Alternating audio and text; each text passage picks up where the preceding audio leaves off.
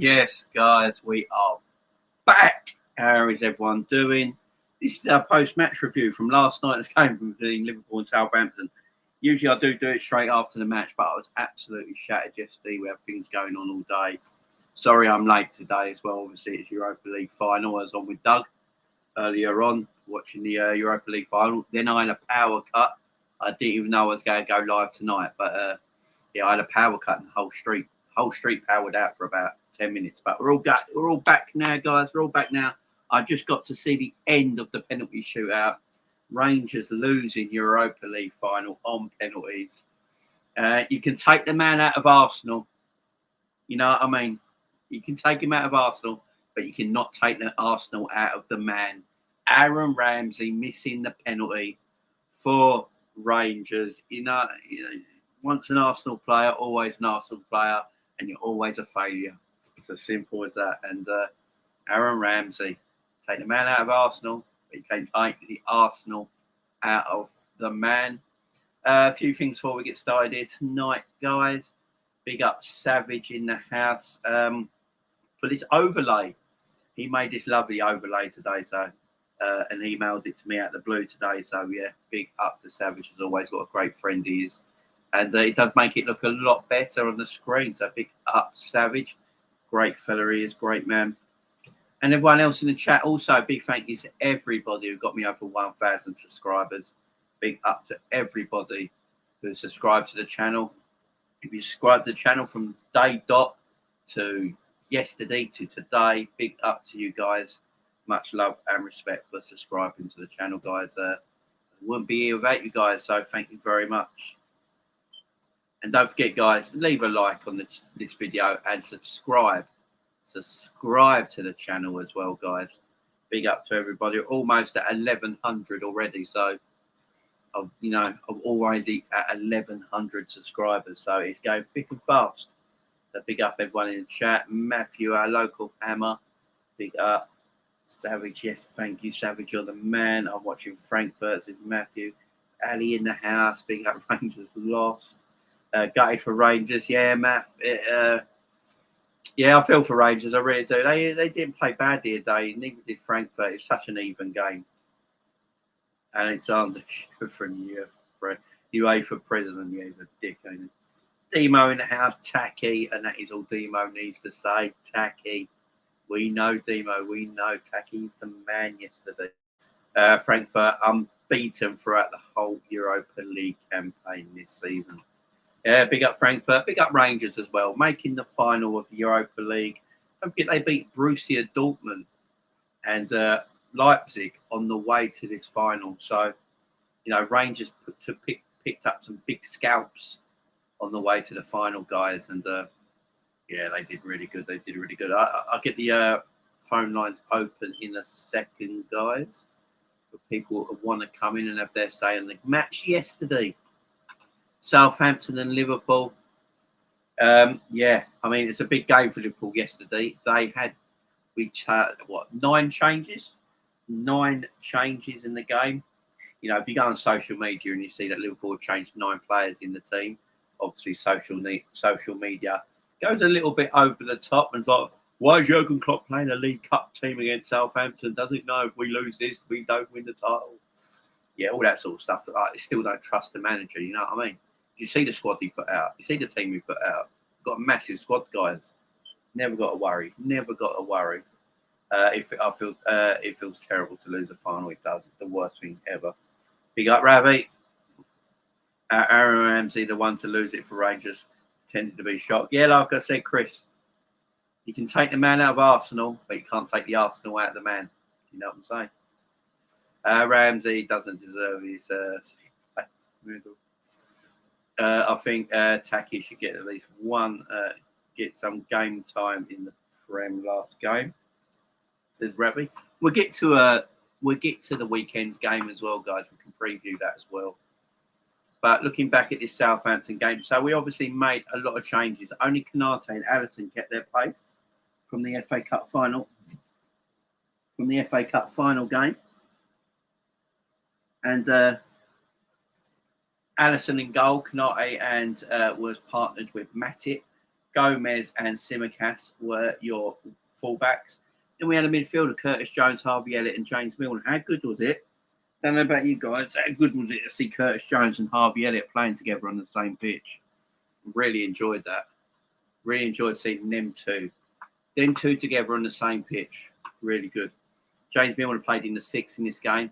It really suit him. It didn't suit him like it suits Hendo. I think he struggled a little bit playing that position. Curtis Jones and Harvey Elliott, I thought, played well in the first half. Both, especially Harvey Elliott, trying a lot of 1-2s, a lot of give and goes. They don't always pay off, but he kept going and kept going. I thought he played really well, considering he's been in the cold for a while. He came in from the cold, came straight in, and I thought he performed well. Considering he didn't play with the first team, I thought he performed really well. Then we had a front three of Bobby Firmino in the number 9 position, Taki Minamino and Diogo Jota. And I thought all front three, the whole front three yesterday played exceptionally well, guys. I don't know how about you felt. Yeah, but I thought that front three played really well yesterday. And especially Taki. Yeah, let's talk about Taki. Taki Minamino, I thought, had a really good game yesterday. And he took his goal brilliantly. And it's not that I'm surprised either. Taki's a decent scorer. He's decent. Get Taki in front of the goal, and he will score goals. He's a decent finisher. He just don't get his opportunities. Even Klopp said in his interview after, he blames himself. He don't give him enough opportunities, and look, it's hard for Taki to get in at the end of the day. But Taki, for me, I'd keep Taki next season, guys, because he's one of them players you can have that will give 100% every time he plays. He won't moan. If he doesn't mind being a bit part player, then I'd keep him out there. I really would. I'd really keep him out there. I think he's a solid player for us and could do bits. Really could do bits in our team. And I'm all for Taki staying next season. Took his goal really well. He had a lot of influence in that first half. He was playing some nice passes with Harvey Elliott down that right-hand side as well. And I thought Taki had a decent game. Bobby in that number 9 position. Bobby was fantastic, wasn't he? Bobby was great yesterday. Absolutely. That's the Bobby I want to see when he plays. Coming deep, no one picking him up. He turns on the ball. He's got a good pass on the ball. Whereas Bobby left to right. Yeah, he's had all the flicks and tricks yesterday as well, and the turns. Yeah, Bobby was great yesterday. We'll get the player ratings later, but yeah, Bobby was he was really, really good yesterday. And Jota, Jota out on the left-hand side. I keep saying it all the time. It suits Jota's play on the left-hand side, attacking the defence and Jota likes to run at defenders. That's Jota's game. He likes to run at defenders, and I thought yesterday he did that really well. And he linked the play better from the left-hand side. I think Jota links the play better off the left than he does through the middle. I think Mane and Bobby do a better job at linking play through the middle than Jota does. I think Jota's better going off on that left-hand side. I thought Jota was very good yesterday as well. I thought it was a good team performance all round, to be fair. I think Taki should at least get some game time in the last Prem game, maybe. And I still have a very strong team. Shows how far we come in squad depth. Yeah, exactly, Ravi. Really proud of the performance. Well deserved win. We were far the better team. We took it to the final day, which I'm happy about, and puts pressure on City going into the final day. Let's see what happens. Yeah, exactly. Jones is a great player, only will continue to get better. Yeah, look, Curtis, I don't think had a better game than Harvey, but I don't think Curtis was that bad either at the same time. I thought Curtis had a decent game. I think Harvey just had a little bit better of a game, but Curtis was decent. You got John Moore in the house. Taki is a great player, has bags of energy and got a great footballing brain. He certainly does. Bobby is looking rejuvenated. Yes, he is. He had a big rest, obviously, with his injuries and all that, so he's fresh. And that could do us wonders, guys. A fresh Bobby can do us wonders. So I'll put the link in the chat if anyone wants to come in and have their say, guys. I thought first half Curtis was a bit sloppy. Yeah, in the first. See, the same thing with Curtis is all the time with Curtis. he sometimes holds the balls too long. He holds the ball a little bit too long at times, but then sometimes he does a give and go, or he can dribble past the player, and he looks decent. He's always on the threshold, Curtis Jones, isn't he? He's always on the threshold, but he just needs to keep playing games, and that's my problem with Curtis coming into next season. I just don't know how many games Curtis is going to play next season. And because I always say it, Harvey, I think, will play more games than Curtis next season. Klopp loves Harvey, let's face it. As soon as Harvey Elliott was fit, he got in the team. Simple as that. And here's the man himself. How you doing, fella? And thank you for this lovely overlay. No problem, man. Really appreciate that. Thank you very much. How are you, man? How you been? Yeah, not bad. I was doing the watch along with Doug on his channel for the Europa League final, and then my power went in my street. Oh, damn. Madness. But did you watch the final? Yeah. I watched it, man. How do you feel about it? First off was trash, but it wasn't like it wasn't the quality in football what was trash. It was just they were just cancelling each other out the first half. Yeah, exactly. Felt like both teams were probably sometimes you can go into finals and it means so much to you and you're not used to being there that you just don't want to lose. And they were both playing like that in the first half, but I think second half they just thought, you know what, we're here, go for it. The fans have paid their money. And second half was good, man. There's so many chances from both teams, but I think penalties is a cruel way to lose. But to be honest, I think Frankfurt just did. I think they deserved it anyway, and I think they just edged it on the knife because I think there was a lot of Rangers attacks what were a bit like not aimless, but they didn't really, in the end, they didn't really come to anything. Whereas I think Frankfurt attacked less, but there was a lot more. And then you had that trap save in the last minute of extra time. Yeah. I don't know if you saw that. Was that when your power went out? Yeah, my power went off there. So we went into extra time. My power went the first 5 minutes extra time, and then I called just the last 2 penalties. So before it went to penalties, with about 2 minutes left, there was a square ball across the box.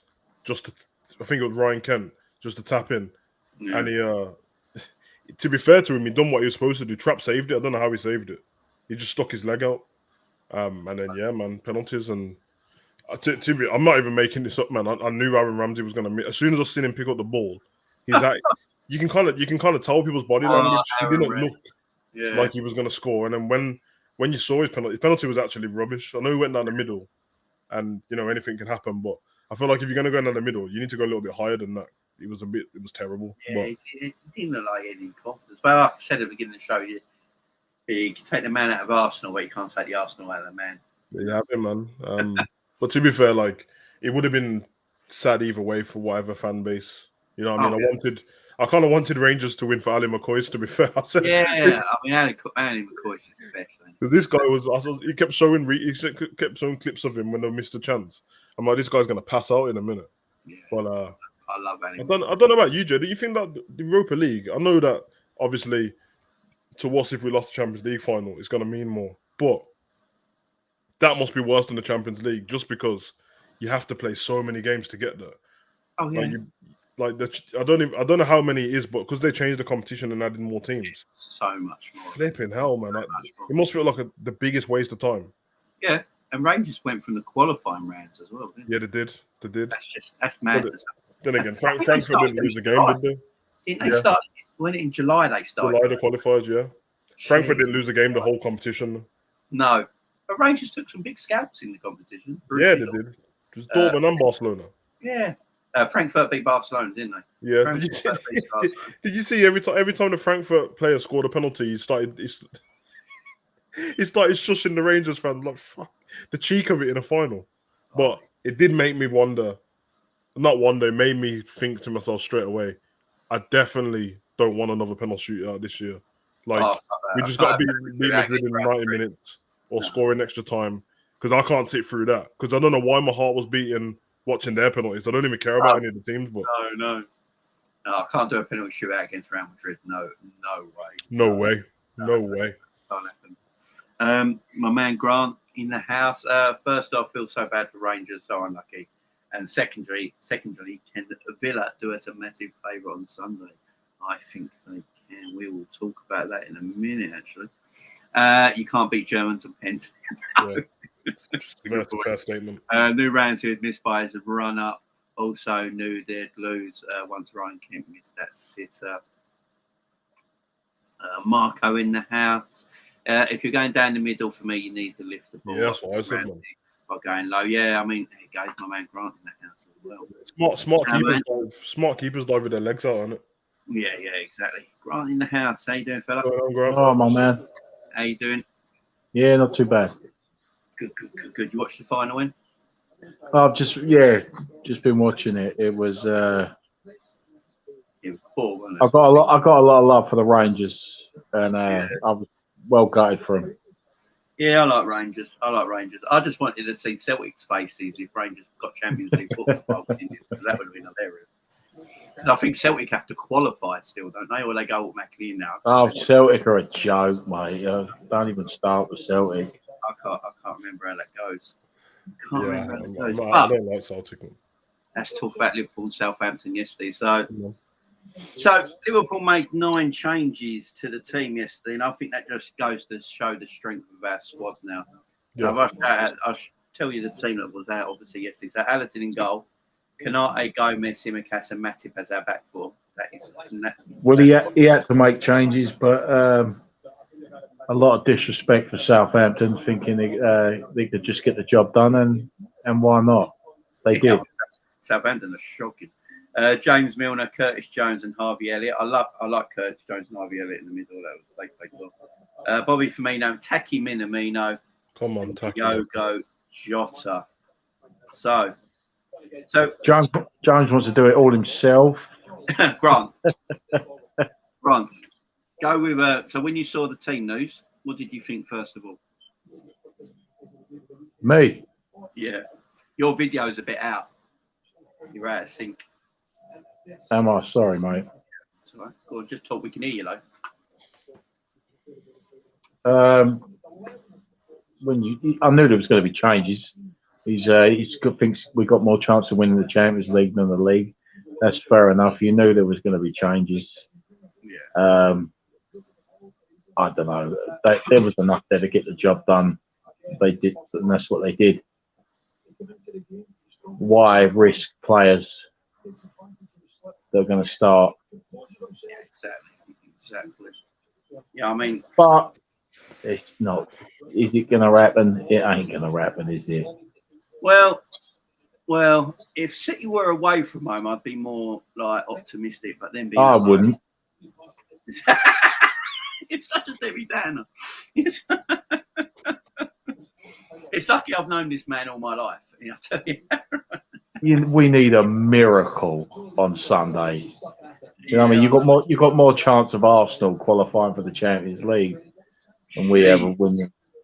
I'll tell you what, that's hilarious. Can you imagine if Tottenham lose? Can you imagine if Tottenham? I got a feeling Tottenham might draw to Norwich. Can you imagine if Tottenham? I don't. Can Tottenham bottle it again? I don't think so. Man City don't ever bottle it. No, Man City. No, I sort of agree with you, but look, we'll get to that in a minute. Savage, what did you think of the team when you first saw it? I was all right with it, to be fair. I think when you done your preview and I put my team in the chat, I think the only I kind of expected that team, and I kind of wanted it to be like that. I didn't think Taki would start, but I wanted him to start, and I didn't think they would. I didn't think they'd start Elliott either, but I'm happy they did. I thought it'd be Milner. I actually thought Henderson would start. I thought it would be Henderson, Milner, and what's Ox got to do to get a game? Ox is done. Trades place with his missus is probably the best. But yeah, the first team I was fine with it.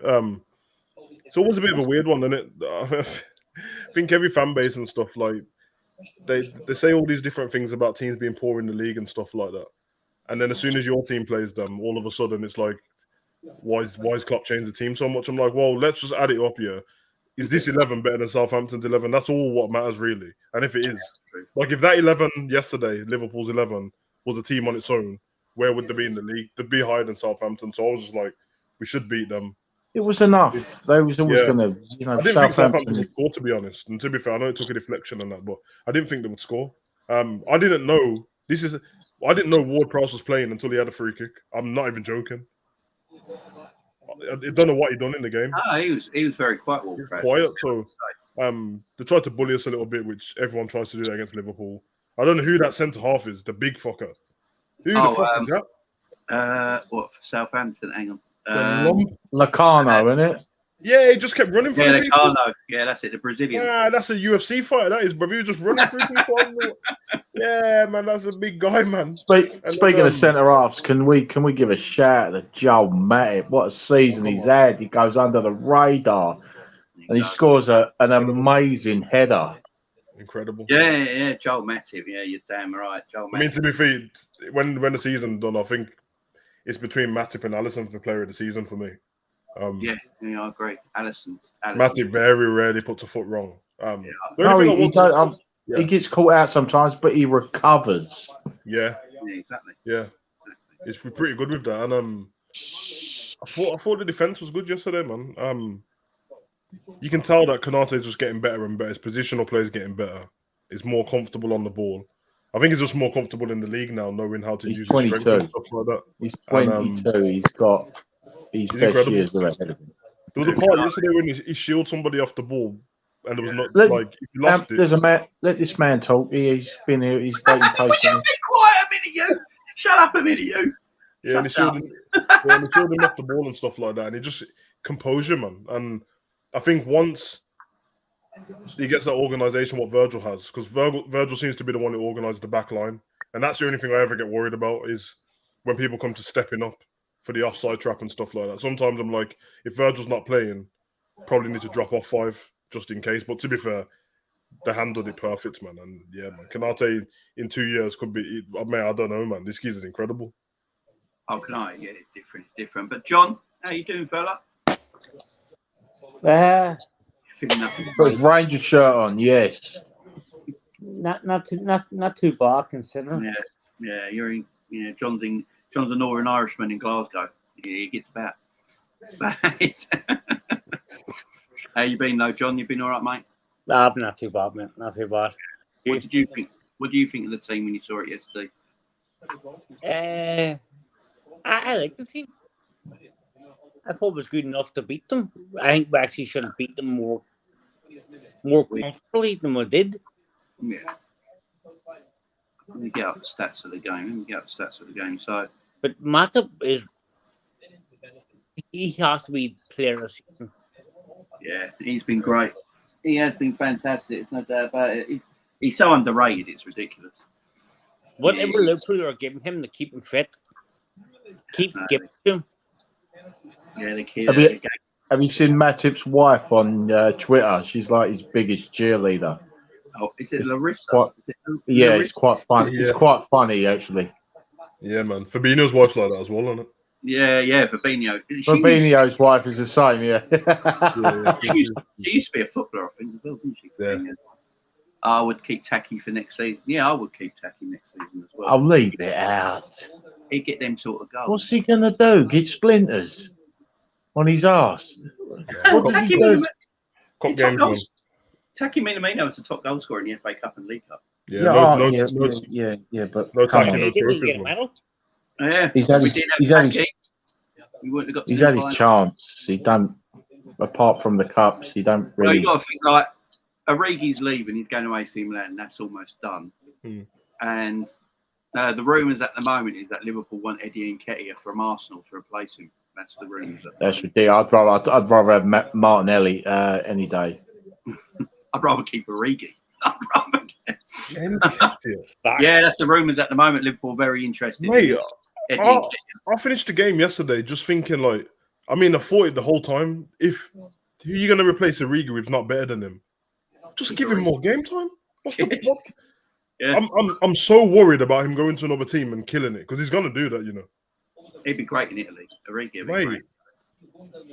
Apparently AC Milan had turned down Lukaku and rather have Origi instead. That tells you everything. Yeah, did you see Origi yesterday? We're only 2-1 up, and he starts bringing out the flicks and the little touches, just trying to, and you think we're not 5-1 up here, and he's not pulling it off. He's so laid back, it's unreal. Oh, he is very laid back. Demo, 91.9% pass completion while on the field. 1 key pass, 4 out of 4 dribbles completed, and 99 touches of the ball. Yeah, Demo, I agree with you. The Curtis slander's too much, man. It's too much, man. Yeah. He's a young guy, Curtis. Curtis is a young guy. He's still learning. Yeah. When last season when we had the COVID, and he was playing in the team most of the season, and he was one of our better players, and then all of a sudden there's a problem. I told you before. I remember it. There was one thing he done, some throw-in or something. He gave a throw-in against West Brom. I seen the chat after that game. Everyone was dissing him, and ever since then, everyone's just been talking about him constantly. And I'm just like, bro, like the stats look what Demo just what don't lie. If anyone watched him in the youth team before he came into the first team, that's how he played, man. He carried the team on his back in it. So I think. Well, if he gets more of a chance, he won't be in a hurry to prove himself so much because he was trying to do everything yesterday. Yeah. He constantly goes for that goal, though, doesn't he? That inside on his right foot, the one he scored against Everton in the FA Cup a few years ago. He constantly goes for that goal. Yeah, it's like Mo does the same on the left. Yeah, Mo does on the other side. Yes, Mo does the same on the left. Let it go. What is it? Once or twice they've ever done it. And it's you know what it is? Because in Mo's first season for Liverpool, he'd done it about 9 times, and then can't do it anymore. Used it all up in one season, and everyone's got praise for it now. Everyone knows he's going to do it. So but the stats for yesterday's game: Liverpool had 70% of the ball, 5 shots on target, and 24 shots overall. Southampton had 29% of the ball, 2 shots on target, and 4 shots overall. Liverpool had 734 passes to Southampton's 300. And 938 touches to Southampton's 496. That's just madness. Did Hendo go right back? No, or did Milner? I couldn't quite work it out. It's because Hendo covers. He normally covers. Hendo was at the back a lot. I didn't quite know where he was playing. As soon as Milner went there, I think Hendo just thought, "Listen, I'm going to help him out," and he did. To be fair, because Milner's. I love Milner, man. Funny guy. Matt, I'll get nightmares about Origi. Can't wait to see the back. That's our resident Evertonian. He's our resident Evertonian. Genie gets praised for how Jones played it. That is a good point. That is a good point. No, Genie Wijnaldum got praised a heck of a lot. You can't compare the two. No, what he's saying is what Genie does in a Liverpool shirt, Curtis did yesterday, but we all praise Genie all the time. Well, okay. I agree with him. You know what? Anyway, boys, on that note, I'm gonna call it a night. I've got work in the morning. All right, so you get to work, get yourself. I'll sign off. See you later, man. See you later, boys. Love you. Bye. I think if Curtis wasn't having so many shots yesterday trying to score that goal, I think Demo's 100% right. He was playing exactly how Genie played. Genie hardly scored any goals for us at all. No, hardly got any assists. But especially that second half, there was about. I think I was checking the time actually because I was in the chats, and it was from about the 68th minute from on Curtis was dope. Yeah, totally. Nunez from Benfica would be great. No cost rotation player, young, fast, great vision. Yeah, look. That Darwin Nunez. Yeah, the Darwin Nunez stuff. Look, guys, I'm going to be honest with you. I didn't really know much about him before we played him. I'm going to be totally honest, and I didn't know much about Darwin Nunez. Don't worry about it, Jay, man. I told you in the last stream. And then when I saw him play, he obviously looks like a very good footballer. And like these players, I sometimes think when we're linked to players and then we play them, it's like they're trying to do a job interview. If you know what I mean. Yeah. I remember to do a job interview on the day, and they play to the top of their ability because their agent knows that Liverpool might be interested in you. So and they play to the best. I've heard of him, of course I have, but I've never really seen him play because I don't watch Portuguese football. So what I saw of him on the Champions League games, impressive, no doubt. Yeah, I told you last stream, man. Like, this is that thing with fans, and it. No one was watching him either. No one was watching him, man. Everyone only was seeing him in the Champions League games because no one was watching Portuguese football. I only watch Portuguese football because of gambling. I'm not even joking. Like they give it you free on live score, and obviously I like Diaz, so I used to try and check up on it. But Yeah, like that's like people talking about Haaland, and they're like, "Oh, you're in the league." I'm like, "You definitely didn't watch Haaland in the league. You watched him." I'm not on about Dortmund Haaland. I'm on about before. I'm like, "You definitely didn't watch him in the league." But Nunez is a good footballer. Portuguese football is completely different, and obviously Diaz has come here and lit the Prem up, so we could be good. But like I said, yeah. first of all, the low cost thing. As soon as Liverpool put a bid in, it won't be low cost anymore. I'd be 80 mil. Yeah. And secondly, what we just said, but then just keep Origi then. If you're willing to get someone in and give him game time when you've already got Origi, then just play it. Or maybe Origi's just not the style of play that you want anymore, which is fine. But you know what I'm saying. I agree. The future is bright for Liverpool, unfortunately. Spot on, Bimo. That Bora from Frankfurt looked pretty decent, and the find friends with Diaz. Yeah, but I watched him today, Bora. He looks too slow for me. I was looking at some of them Rangers players more than Bora. Yeah. The Rangers defender. Why does no one ever talk about Taverner at right back? Mate. No one ever talks about him. Taverner's a baller, to be fair. He's a bloody good right back, and I believe he's English as well. Yeah. Who what's that guy's name at the back for Rangers? The one with the dreads. The one beginning with B, is it? Oh, maybe he's the best player today. With this, no one could get past him. No, it's a brick, wasn't it? Yeah. He's class. Yeah, Rangers got some good players there. Did you watch the playoffs yesterday, Jamie? No, I didn't see the playoffs. Oh, mate, that was the best, bro. I only heard about the incident at the end. Yeah, mate, that playoff was because I caught it after the Liverpool game. I think Kelly Cates was like, "Oh, we're going over to Sky Premier League now," so I just left it on, and it went straight to that game. And I watched the extra time. I've never seen an extra time with that many chances in, and no one could score. And then obviously their goalkeeper turned into Superman, and he was just saving everything. And then obviously the pitch invasion, and then it went mad after that. Man, I seen people being escorted off by security and all sorts, man. So did someone attack Billy Sharp or something like that? Yeah. That's no need. Minamino is a prime example of what you were saying, Jane. He played out of his skin against Liverpool. Yeah, I mean, Minamino is he's one of them players. He's been in the cold, comes in, doesn't moan, gets a goal. I mean, you can't ask for more. You know the Jamie. You know the people who was like because I'm like Demo. I'm a massive Minamino fan, but there's still a point to say that Klopp leaving him out hasn't been the wrong thing because we're in for a quad. So like if Klopp got it that wrong, like you telling me that Minamino playing would have won us the league already? I don't think it would have been that different because the games where we've struggled, which it's a bit of a myth. Last season, low block maybe, not this season. It's only really been Tottenham is about it because Everton. No, I'll say Tottenham and Leicester. That's about it. That's literally it all season. We broke down Everton after however long, got through Newcastle as well. But I just think like I agree with Klopp when he talks and he's saying that he feels bad for them. He means it because I'm watching Klopp and I'm like, yeah, what else is Klopp supposed to do? Like, look at the bench. So who do you take off the bench to put him in? And then when you do put him in on the bench, then who do you take off the pitch to put him on? Because you know what I mean? I think he needs more time in the cups to prove. Well, to be fair, he's proved it this season anyway. But he needs more time in the cups. You're playing against different opposition from different leagues, especially in the League Cup and stuff like that, and FA Cup, because you'll get like a Championship team and you get a League Two team, which the quality, but they're rough in it. And I think Taki is like, you see how he was pushing people around yesterday. He's getting stuck in, man. So Taki looks like he's filled out a bit. Yeah, man. I really hope we keep him. I think he'll be great for the Cups. He's already proven himself with it. And it's very exciting for next season, man. I don't think we'll sign too many players in the transfer window. But no.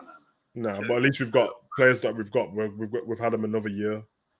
Yeah, so, I mean we don't need to sign too many in the summer either. Just no, I wouldn't. Yeah, you just need 2 or 3, and that's it. I mean, 2 probably the most to sign. Yeah, I think I would say I would say a centre mid and then right side cover, right side for Salah and right side for Trent. Yeah. I mean, Ramsey looks like that's almost done. Yeah, I think that's going to be done. Valio's already in. Diaz was in January. Yeah. So you probably look at the midfielder. The Tuchemeni news. If you get Tuchemeni only, we get that's fine. If you get Tuchemeni and some young prospects from somewhere else, then I'm all right with that. To be fair, I mean, when Liverpool get transfers, and even if it's players I've never heard of, I trust them because what we're doing so far, they're getting everything almost spot on. So yeah, I think perfect for me. Without trying to, because I honestly, if you get the people that we're already going to get, so the Carvalho, Ramsey, if you can get Tuchemeni and Bowen, I'm done, man. I'm like sweet. That's perfect. That's perfect. But totally agree. Where are we? Yeah, I heard this rumor earlier today. Also, I heard the rumor we may be offering money plus Ox for Bowen. do it. I've heard that rumor's actually quite strong, and it ain't gone away all Do day. it, man. Remember, Jamie, I said to you 2 weeks ago that that's the team you should play for. Ox, it just suit Ox and suit West Ham. London Mate, lifestyle. His missus was loving it. Yeah. Get Ox in, get Lingard in. You lot can have a party with Declan and that, man, because they're all the young guys that like it. That suits him perfect, man. Yeah, that seems like it's sort of the transfer West Ham would give as well. Of course, yeah. Ox and that makes sense. It does make sense. I mean, Ox not starting or coming on yesterday, I think tells everyone everything they need to know. It's a bit of a weird thing, isn't it? I'll be excited to see. Well, not excited, but when he ever leaves Liverpool, he might not be one of them players who speak, to be honest. But I would like to hear from him because, jokes aside and stuff, I don't dislike Ox at all. Like I was one of Ox's cheerleaders for the time he's been at Liverpool. But I'd like to see, because if you ever hear Klopp talk about him, Klopp speaks about him like he's the best player to ever live. So I don't understand. There must be something else going on. Must be an attitude problem. Yeah. It's the only thing I can think of. Because he's a technically good footballer, and there's no way Klopp would have a player like that in the team when he's that technically good. He's quick, he can pass, he can shoot. Yeah. And, he definitely have him in the back. It must be something to do with his attitude. Because look at, Milner playing more games than Ox this season. I mean, the only time I've ever, apart from the him walking off the pitch and saying stuff under his breath, whatever I could see, I can't see him having an attitude problem in training or anything though. Because he seems like a great guy when you see him. On and the players love him. Stuff like that. He seems like a great guy. Who knows, man? He might just not fit into. I've said for a while now. I think Liverpool have evolved, and he hasn't.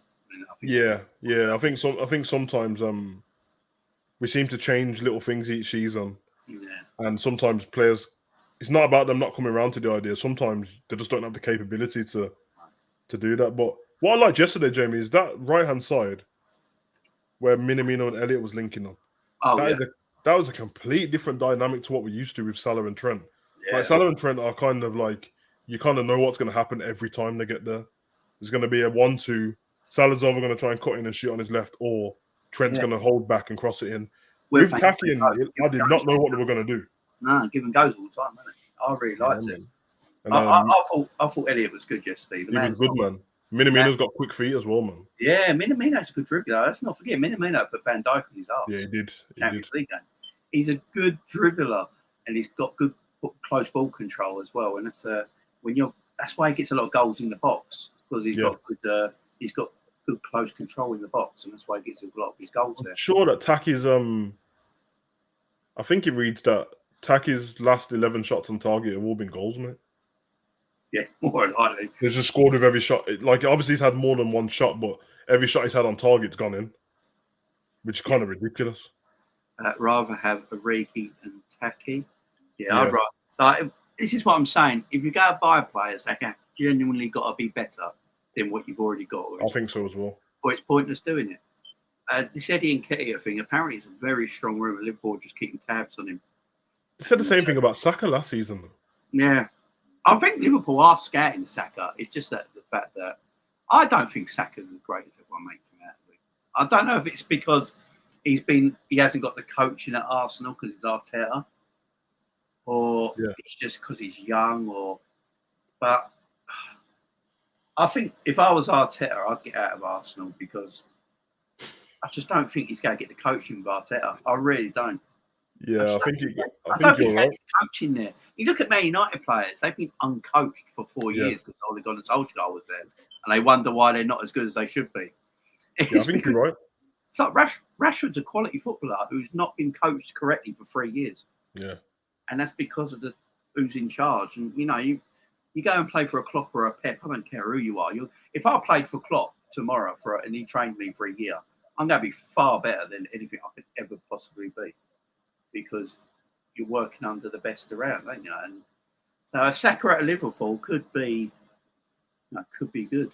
Yeah, Rashford needs to get out of the country. To be fair, I don't think Demo in the house. Yeah, I think the way Rashford has been with outside of football, I think it's too much now. I think he's put himself in a corner now where half of the public expects too much from him, and then sometimes he feels himself a little bit like he's bigger than whatever. You know what I mean? Yeah. You have to remember, man. Like, big up Rashford and all that, but I know people really know that he didn't donate his wages and feed all the kids. Like every time I know. every time somebody says to me, "Well, you can't say about your Rashford ain't fed none." No, he ain't put his hand in his pocket. Yeah. He's wrote a few letters.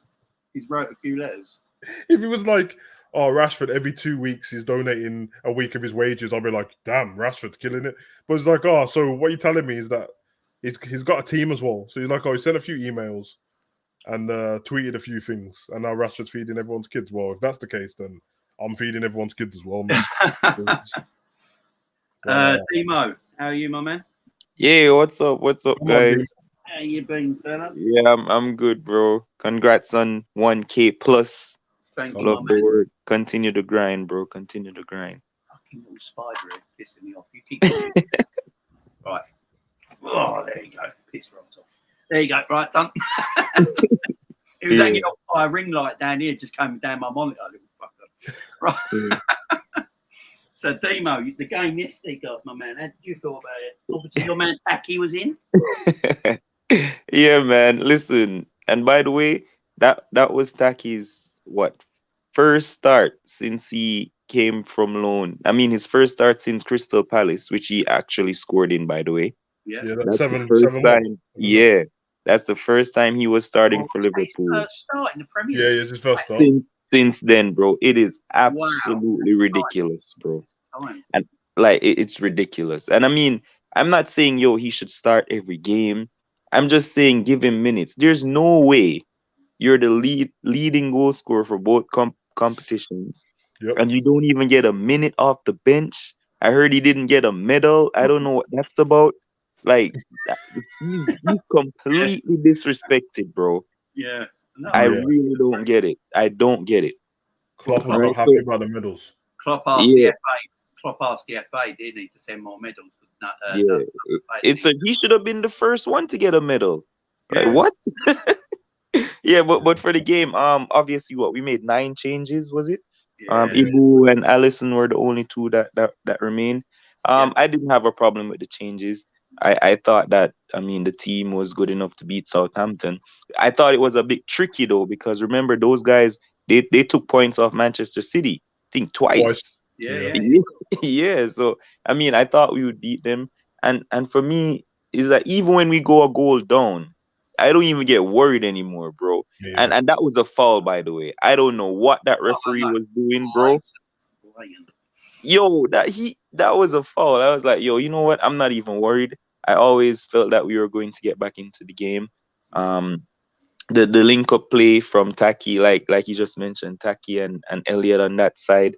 I thought Curtis Jones was good. I mean, I was watching Coppish player ratings and they gave him a 5.5. I was going mad. I was like, 5.5 for Curtis. I saw it as well. As soon as I saw it, I thought, oh shit. Yo, I was pulling my hair. I was like, I was watching a different TV. You know what I mean? But yeah, so yeah, Taki, he took his goal so well, bro. He kicks the ball so hard. Like I mean, it's near post. People are like, yo, goalkeeper is not supposed to be getting beat at your near post. Nobody's stopping that. He ain't saving that. Emo, the goal that he scored. Yeah. If you watch, is that not identical to the goal that he scored for Southampton in his first game? Exactly. Yeah. I was looking at it. I'm like, I swear I've seen him do this before. Yeah. Was that on his left foot though? I swear it's on his left foot. It was more of a volley-ish kind of shot as well. Yeah, Wasn't he it? roasted it. I remember that, man. Yeah, volley on bro. the left, near post, for Southampton. Yeah. So I was actually very glad that he scored, and we dominated the game, obviously. Apart from that goal and probably the last 10 minutes of the game when we were starting to defend, I thought that we were very comfortable. Ward Yeah. Prowse was non-existent, which is He good. didn't do anything. Proper He didn't do quiet, wasn't anything. he? Proper quiet. Yeah, I Even mean his he took a free kick was corner. I terrible. think he took a corner. Good corner. He took a corner. His free kick hit the wall straight away. Yeah. Yeah. And man, what can I say about Matip, bro? I mean, yeah, for me, he has been better, and everybody's talking about Van Dijk and Ibu and stuff. But for Matip me, is the best. Matip is the next level. Not only for his defending and his reading of the game, but obviously the way he carries the ball out from defense and those passes, and he gets us going. Alisson made a big save. I forgot about that. Great I think save. it was from Broja, right? Yeah. That's right. Yeah. Yeah, man. Ali always does that. Ali, So it's almost impossible to score past Ali now. It's getting to that. yeah. Maybe if that didn't deflect off Milner, he would have saved that shot from Redmond too. He looked like he would have. He looked like he would have. Yeah, like, man. just going straight down to him. But Sabiri, how are you, man? I'm well, Jamie. How you guys doing? Come on. Mate, how are you? Big up, bud. Yo, big up. I'm good. I thought I would check in. I almost missed the stream, man. I'm like, oh man, you guys already live. Yeah, we went after the final. Yeah, I agree with everything Demo said though. As far as Taki rating, that's probably for another day, but I think it was fair. His goal though, his goal. I'm glad you guys discussed it because it was so familiar, and then he didn't celebrate. And I'm like, I've seen that before. He didn't celebrate. He didn't celebrate against Southampton, which I respect. But I'm like, come on, man. Yeah, That's like title-winning goal right there. You know what I'm saying? Like we're gonna be talking about that moment when you score that banger, which I don't understand how you go from missed kicks to banger. Like you got no in between shots. If you notice tacky shots, it's either dribbling to the keeper or it's unstoppable. Yeah. That is true. Yeah, but no, it was a good game. I like the game.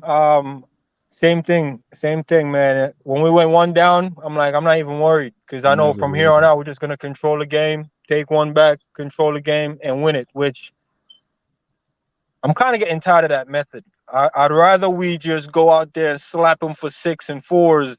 It's always like, yeah, we're gonna go out there, feel them. Oh, they score. Oh no, let's score 2 and just win and call it a day. It's like. I think we're using that to our advantage now, man. I think it's lazy. I think we should go out there, kick great balls, slap them for 6, put the work in. I'm feeling like the league is too easy for us. Like we know how to just be, oh no, 1-0 down, we got this. You might have a point. Oh wait, Zabiri has a point. I think It's our last never in this league is too it's never a worry. We'll just control the game going 1 down. Yeah. No, but I think our last 3 games, like Tottenham, they scored first, then Aston Villa they scored first, and then I'm telling you, it's almost like the league is too easy. Not easy in the sense of it always has been. Yeah. I'm feeling like now that Thiago's running things, and I think the whole team is it's never left like second gear. I'm not even a fan of second gear. When have you ever seen us in like full throttle 5th gear? You know what I'm saying? Like the Champions League winning season. When have you seen that fire in the team? It's usually just really controlled and calm. Like, yeah, we know who's gonna do it. We just stick to our things, routine. Yeah, okay. That's the swagger now. I love it, but I think apart from Son's goal, most of the goals people keep scoring against us are deflected as well. Yeah, so it's not even like we were ever worried in the game. Yeah, it's yeah. Nah, yeah. I want to see the fire, man. I want to see the 6-0s. I want to see the, and we only do it for Man U if you think about it, and some other teams that try to step up. Yeah, I don't. The thing is, like you say, I don't think we need to be at that gear anymore. That's the thing. We're just so, like you say, maybe we do find it too easy because we're so much better. And apart from Man City, we're better than everyone else in this league by quite some way. And they just play through the gears. I think what we do now, though, is we conserve our energy better in games. Yep, I agree. That's what we do. We used to burn ourselves out, and then by Christmas we were gone, weren't we? I agree. Now we conserve our energy because if you think about it, at the beginning of the season, we were blowing away at teams 3-4-0 every single match.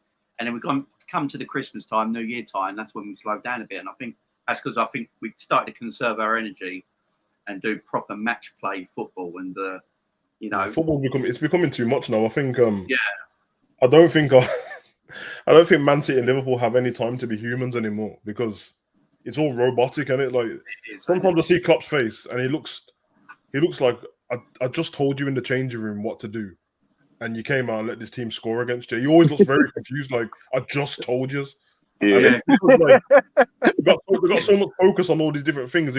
Think of this: we only talk about them in football and all this concentration with 4 cops, and they've got a private life as well. Like they've got kids and stuff. So some of them must be like, yeah, we dozed off for a little bit and let someone score. The Klopp just looks confused every time, and then we're like, yeah, we need the points. Like we're gonna finish probably on 92 points now. Like when it's not gonna drop. I thought this season would have been the one where it drops off the points and it'll go back to like the beginning of the 80s and that. And Man City's not gonna stop. Like they're not. Everyone's worried about Haaland. I'm not worried about him at all because I'm not making this. I'm not like trying to downplay him or anything. He's great. I think the bigger problem is if they get Cucurella from Brighton, that's a bigger problem than Haaland.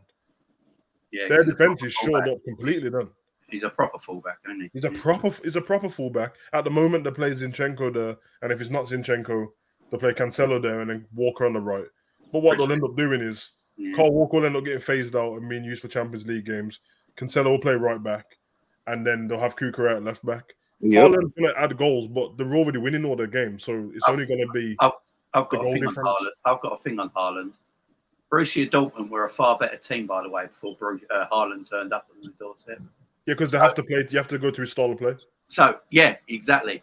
And I don't think City style of play is Haaland. Pep won't do that. Haaland. I don't think Haaland suits man. Haaland suits Liverpool. Yeah, Pep's never direct and fast, balls over the top. No, Pep's never built a team around directly. That's why he fell out of Ibrahimovic. That's why he fell out of Ibrahimovic at Barcelona. That's why. If you look at all the forwards Pep Guardiola has had, they've all been able to play wide areas as well. Yeah. Apart from Aguero, and he almost got rid of Aguero. He put Henry wide straight away as well. Yeah, put Henry wide. He put David Villa down the wide areas as well because Messi played through the middle. Yep. Gabriel Jesus was put as a striker. This myth that City don't have a striker. Gabriel Jesus is a striker. How come City's allowed to say that they don't have a striker, but Liverpool? I know.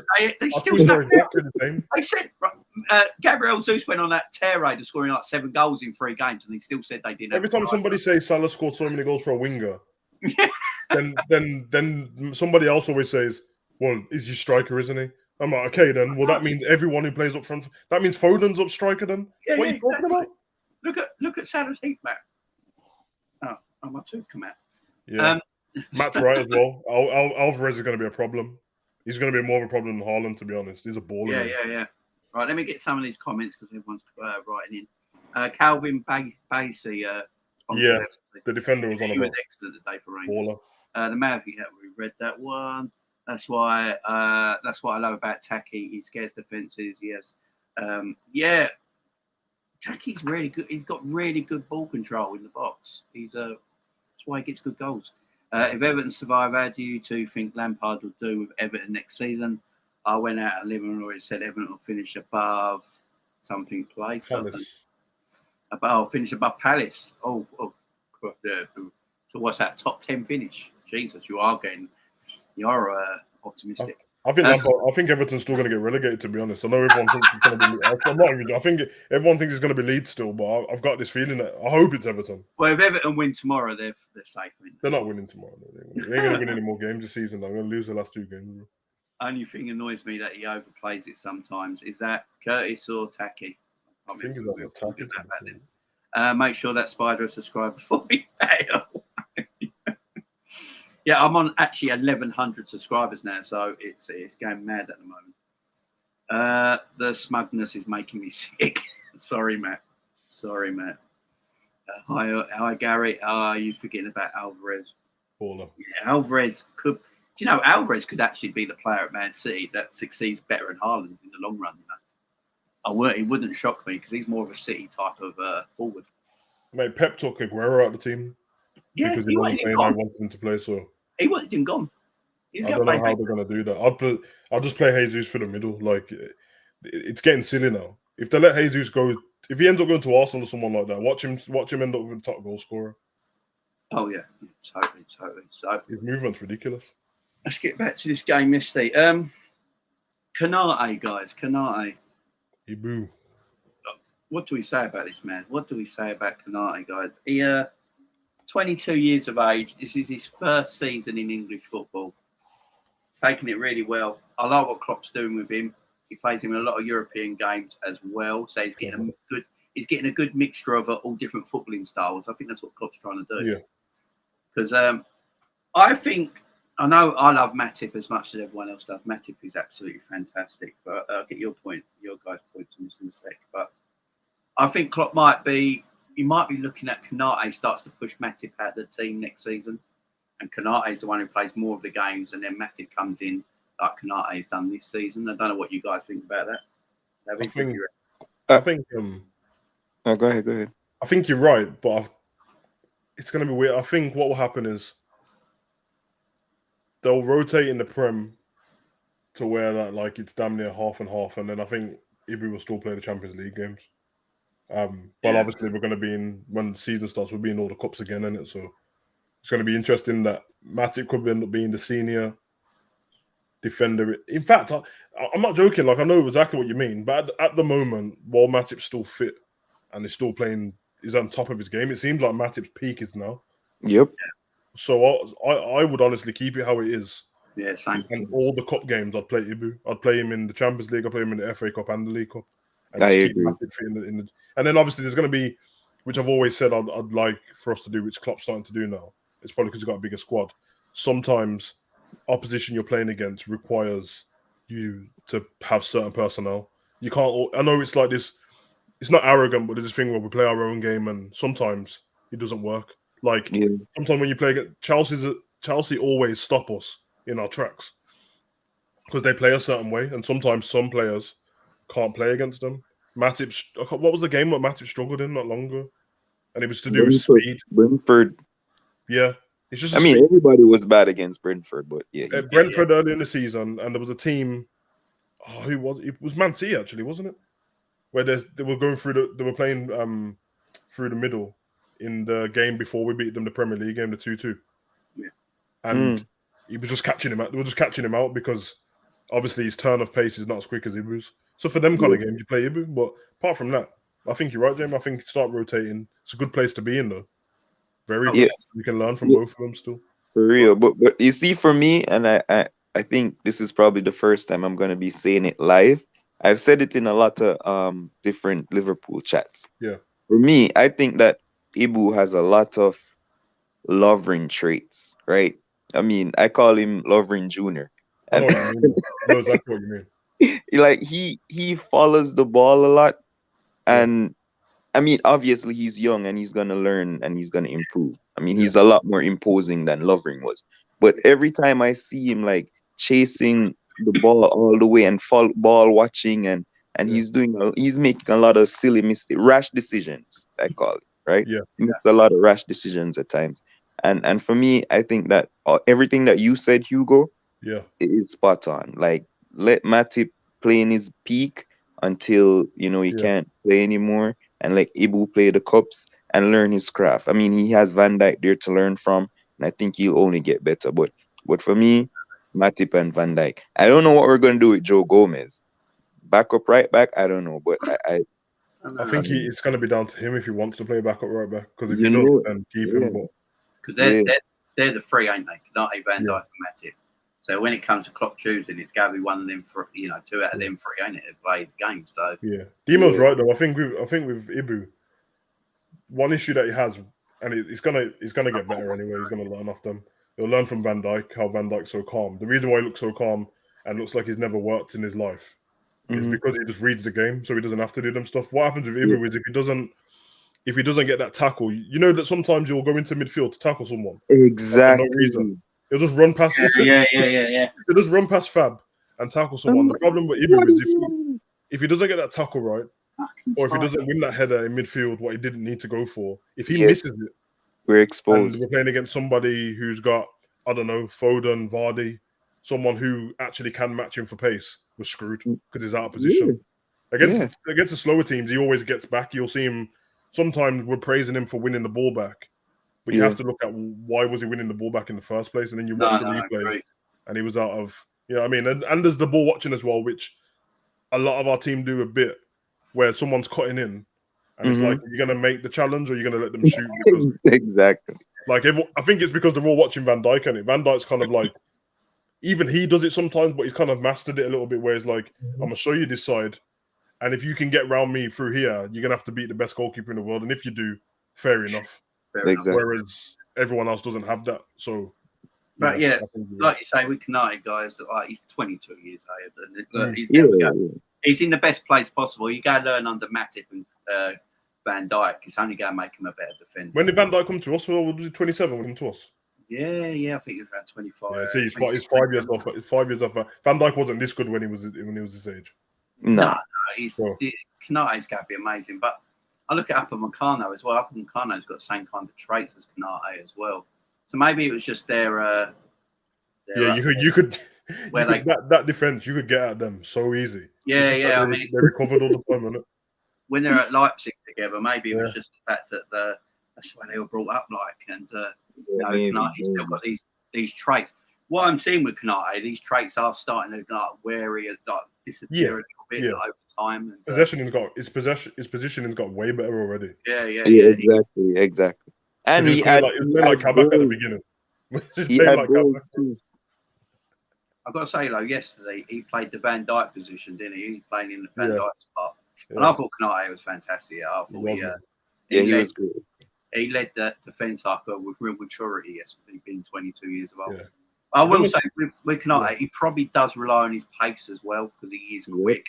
Yeah. So he can probably afford, a bit like Kyle Walker does. You know when Kyle Walker goes into a challenge that he shouldn't do. Kyle Walker's so and he gets spun because he's got that pace. He can get back and then get the ball back. Yeah, I think Konate thinks like that a little bit. So if I can't, I'll go and attack it. If I can't win it, I'm always going to make elbow match them for pace and get back at them. Yeah, so there was something that Ibi done yesterday where it was by like Shimaka's side, and he held the guy off, turned him, and just passed it away. And I loved it, man. I'm like, yeah, that's what I need to see, bro. You don't need to blast it away. Composure, take your time. Yeah, he was doing some. Rods is in the house. He was doing some Matip passes yesterday as well, right into that midfield, weren't he? So, Matip played that through ball about 9 times yesterday. So good. Yeah, the thing is, though, it hits the man every single time. You know the ball that he played down the wing to Origi, and Origi spun the guy and he got took out. Yeah, and he got perfect. It was a perfect pass. Matip player of the season, man. He plays it with so much. I'm not having it. I'm not having anyone. I'm not having it. If he doesn't get player of the season, I'm only accepting it if Alisson gets it. Otherwise, Salah's getting it. Because Alisson's literally he saved us from everything, bro. But Rods is in the house. How you doing, my man? Yeah, I'm good. I'm just coming to say a quick hello because I've got to go to bed soon because I've got work in the morning, man. Do you know what I mean? So I'm just coming to say a quick hello to the man, them. Do you know what I mean? I see how everybody is. You know what I mean? And also to say that Aaron Ramsey is shit. He was so rubbish. No, the thing is, he had one job to do. Put the ball in the back of the net. And he couldn't even do that. Did you see the penalty? It was weak. Terrible penalty. Listen, if I was Rangers and everything that, he'd be getting P45 in the morning. P45 in the morning. On your way, son. You know what I mean? No, it's going to be a long trip back to Scotland, I'll tell you that much, man. I agree. He'll probably get filled in when he gets to Scotland, mate. Mate, if you seen Ryan Kent's face at the end of that game, if I'm Ramsey, don't sit by him on the bus, bro. Don't sit by him anywhere. Ryan Kent looks like a little bulldog, don't he? He looks like a little terrier, don't he, Ryan? Yeah, he is, man. He's a hothead, man. But he's not a bad footballer either, as well. He's quite good. No. So, Rod, how did you think about yesterday's game while you put your... Sorry? How did you think about the game yesterday? It was all right. I mean, to be honest, that day, they done what they needed to do. We made 9 changes and everything. So it was a bit shaky at the beginning and stuff. But I think as we got into the game and stuff, I think the goal that got scored against us. I think that woke us up, and so as we got into the game, we just looked better and better. And I think that, and it was always to be expected, making so much changes. You know what I mean? That you're gonna start off sort of like jittery because few of those players haven't played for a long time. But if you watched them as the game go along, you wouldn't have known that. You wouldn't have known that. So like Minamino hasn't played for ages, Elliot hasn't played for ages, and so on. So you know, we done what we need to do. I mean, to be honest, I just wanted to win. I didn't want to bother about the goal difference and everything. I just wanted to win and everything that, because like it then puts the pressure back on Man City on Sunday and everything that. Do you know what I mean? And, like you never know. Aston Villa might be able to do us a favour with a certain Felipe Coutinho. You never know. You know what I mean? So I mean, look, with Villa, looking at the game at the weekend, look, Liverpool. I think Liverpool play quite a strong side because we got to, we obviously got to try and get the win, but at the same time, it's the last game before the Champions League, so Klopp will want to see how everyone's feeling. So if players like Fabinho are available, Van Dijk and Salah are available, he might give them minutes. I think our strongest team players, man. Yeah, you've got to give out that strongest team for the Champions League final. You can't just keep them. We're a team that relies on rhythm. Liverpool always been like that. You've seen it when we have 2 weeks breaks. We always come back really slow because we were terrible. We were terrible against Spurs in that final. Yeah, exactly. Because we had a 3-week break. It was too much for us. We are a team that likes rhythm. It's like when we went and played in the World Cup Championships at that Christmas time. Yeah. And everyone said we're going to be tired. We're going to get beaten by Leicester on Boxing Day. We smashed them to pieces. It was probably our best. And then we just carried on. And like everyone was like, "Are they doing this? Because we just rely on rhythm. Yeah, we rely on rhythm." And, you see that when we had the winter break, 2-week winter break, we just didn't look the same. And no, I don't know. Do you remember that this season, our season was supposed to fall apart in January? It's meant to be finished, wasn't it? We just won every game. Yeah, we haven't lost in the Premier in 2022. We've lost 3 games in 61 matches this season. Yeah, man, and no one cares about the Inter Milan game, man. That was 3 games, and the Inter Milan game was a game that we were already through in anyway. It didn't matter. Yeah. 3 games in 61 matches. You know how incredible that is. City have lost brilliant. 8 games in all competitions in comparison. I mean, to be honest, when you look at the league and that, you look at the league, like winning the league and stuff.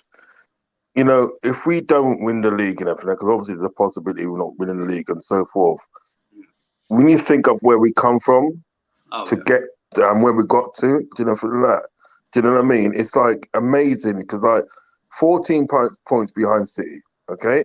Now, City at the end of the day has got a very strong team. We all know that. They've got a very strong team and everything. And when they get momentum, they get momentum. You understand?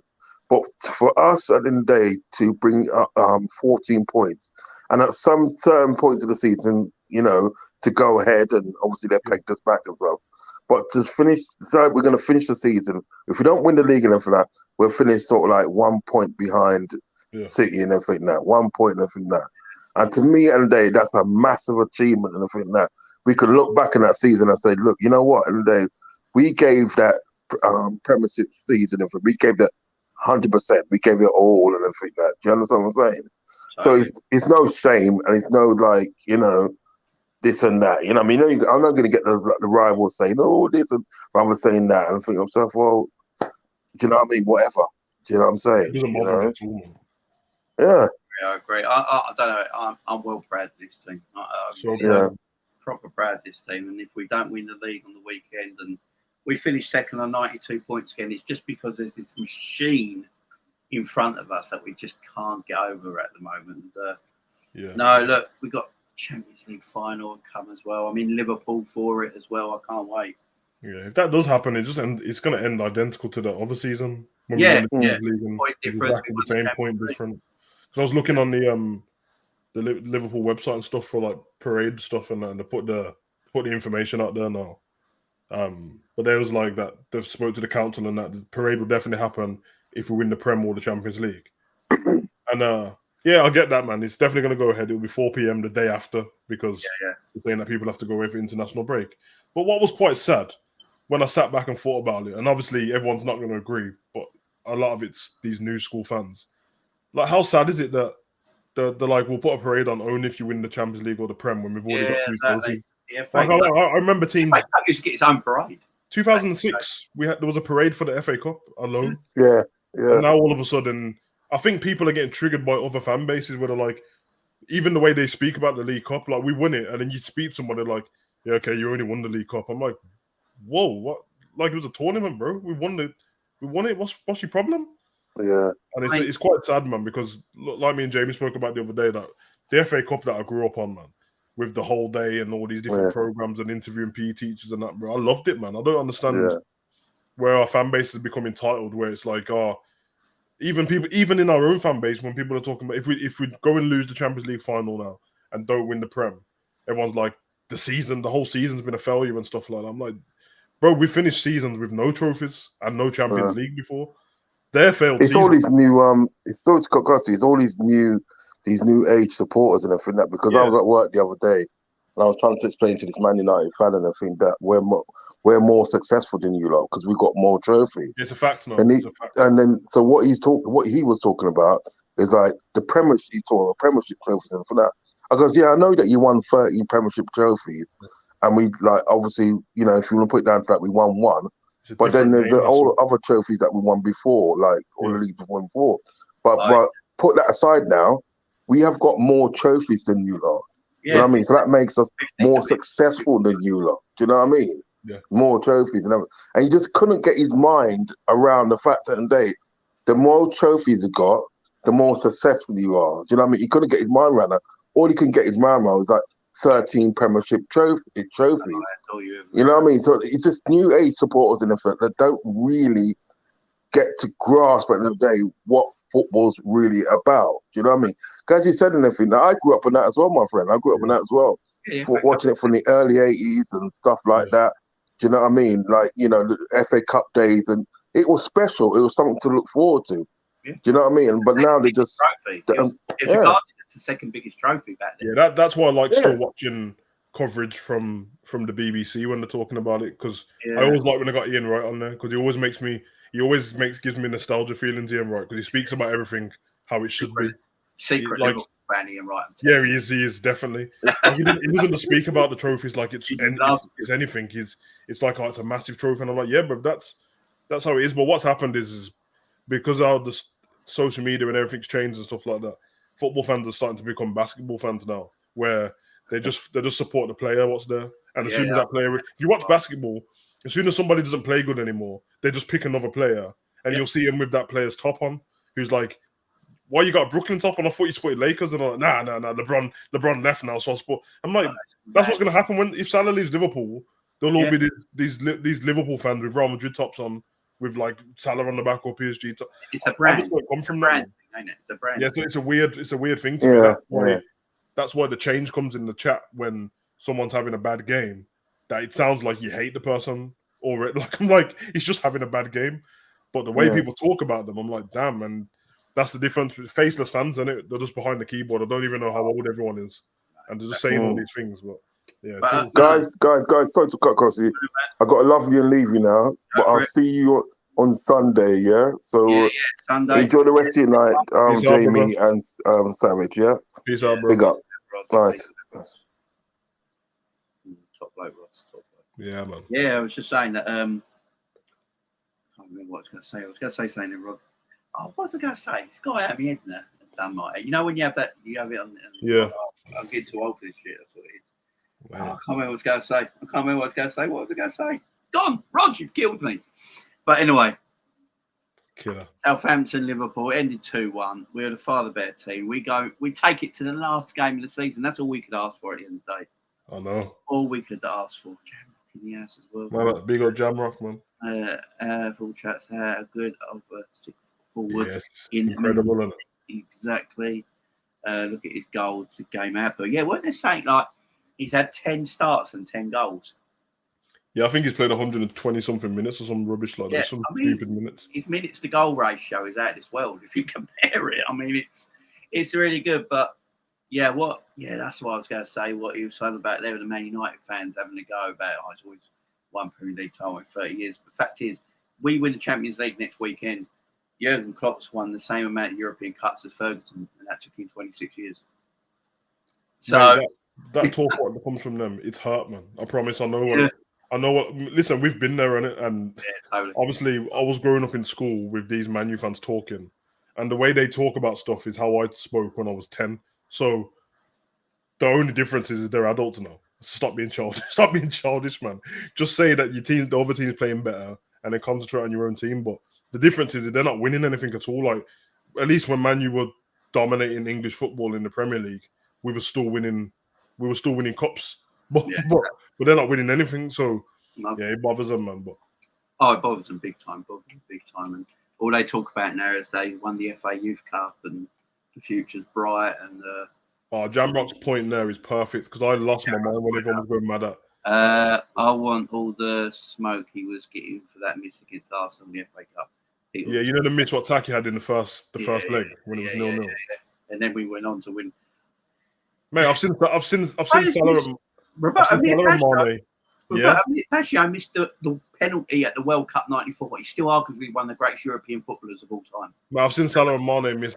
Like I've seen this season when we lost to West Ham, Mane had was a diving header he tried in the last minute of the game when he just had to tap it in.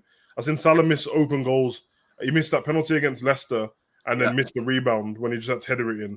Listen, people miss chances, man. I've seen the best players in the world miss chances. It's not the difference is Taki doesn't get to play, so it looks like the one chance he's got. And I'm like, you can't treat them like that. If you're only going to play these guys once every couple of months and then they miss a chance, it's kind of what it is. The problem Liverpool's got is our 5th and 6th choice strikers, if it's Origi and Minamino, are better finishers than the ones who start.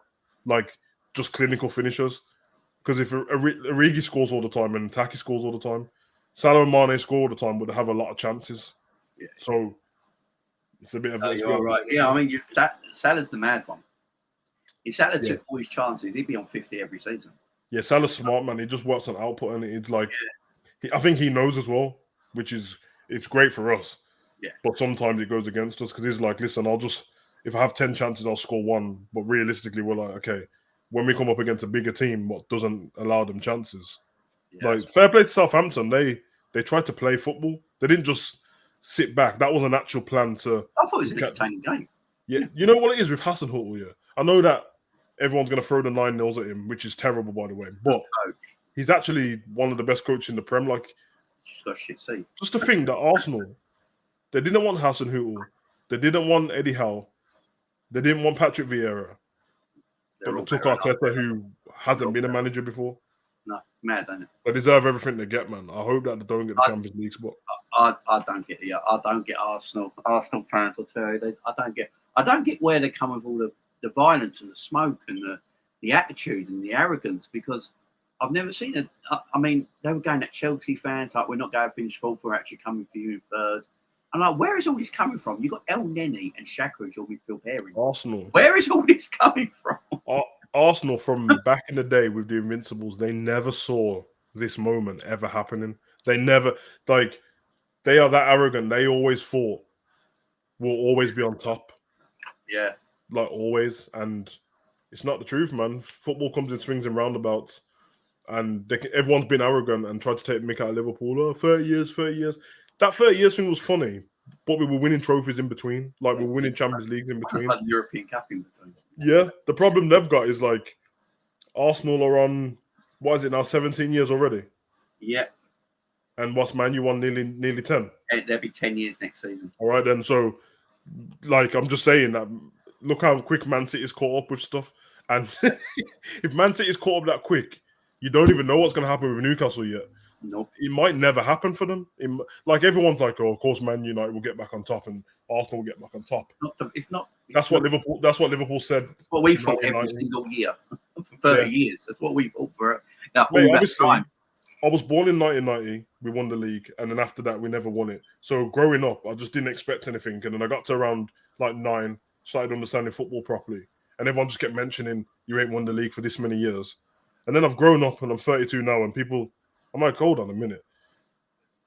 They was all saying when I watched the documentaries back in the here as soon as and all, like, no, we definitely thought we'd win the league the next season. and then we thought we'd win it within 2 years, and then 5 years, and then 2009 when we nearly won it, we won. I think we lost 2 games that season, and Man U ended up winning it.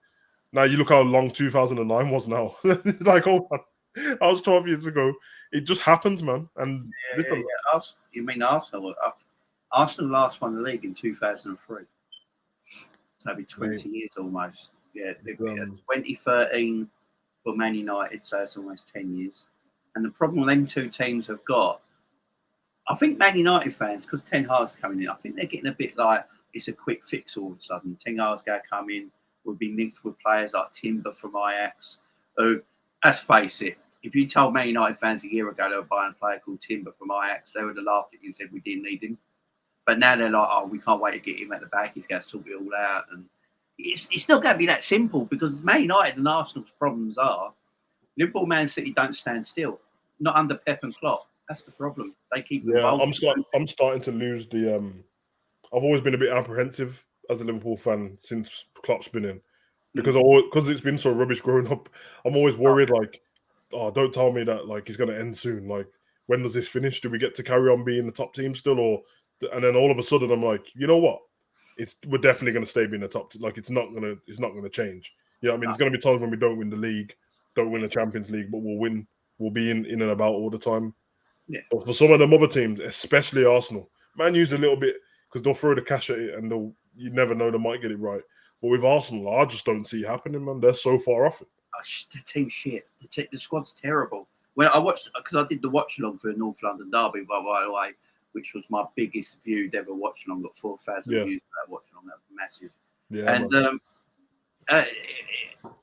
it was just, I was watching this team and I was looking at top.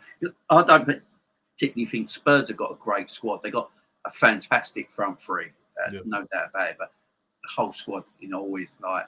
And I was looking at it thinking, shit, man, Tottenham squad is like years ahead of this Arsenal squad. Yeah.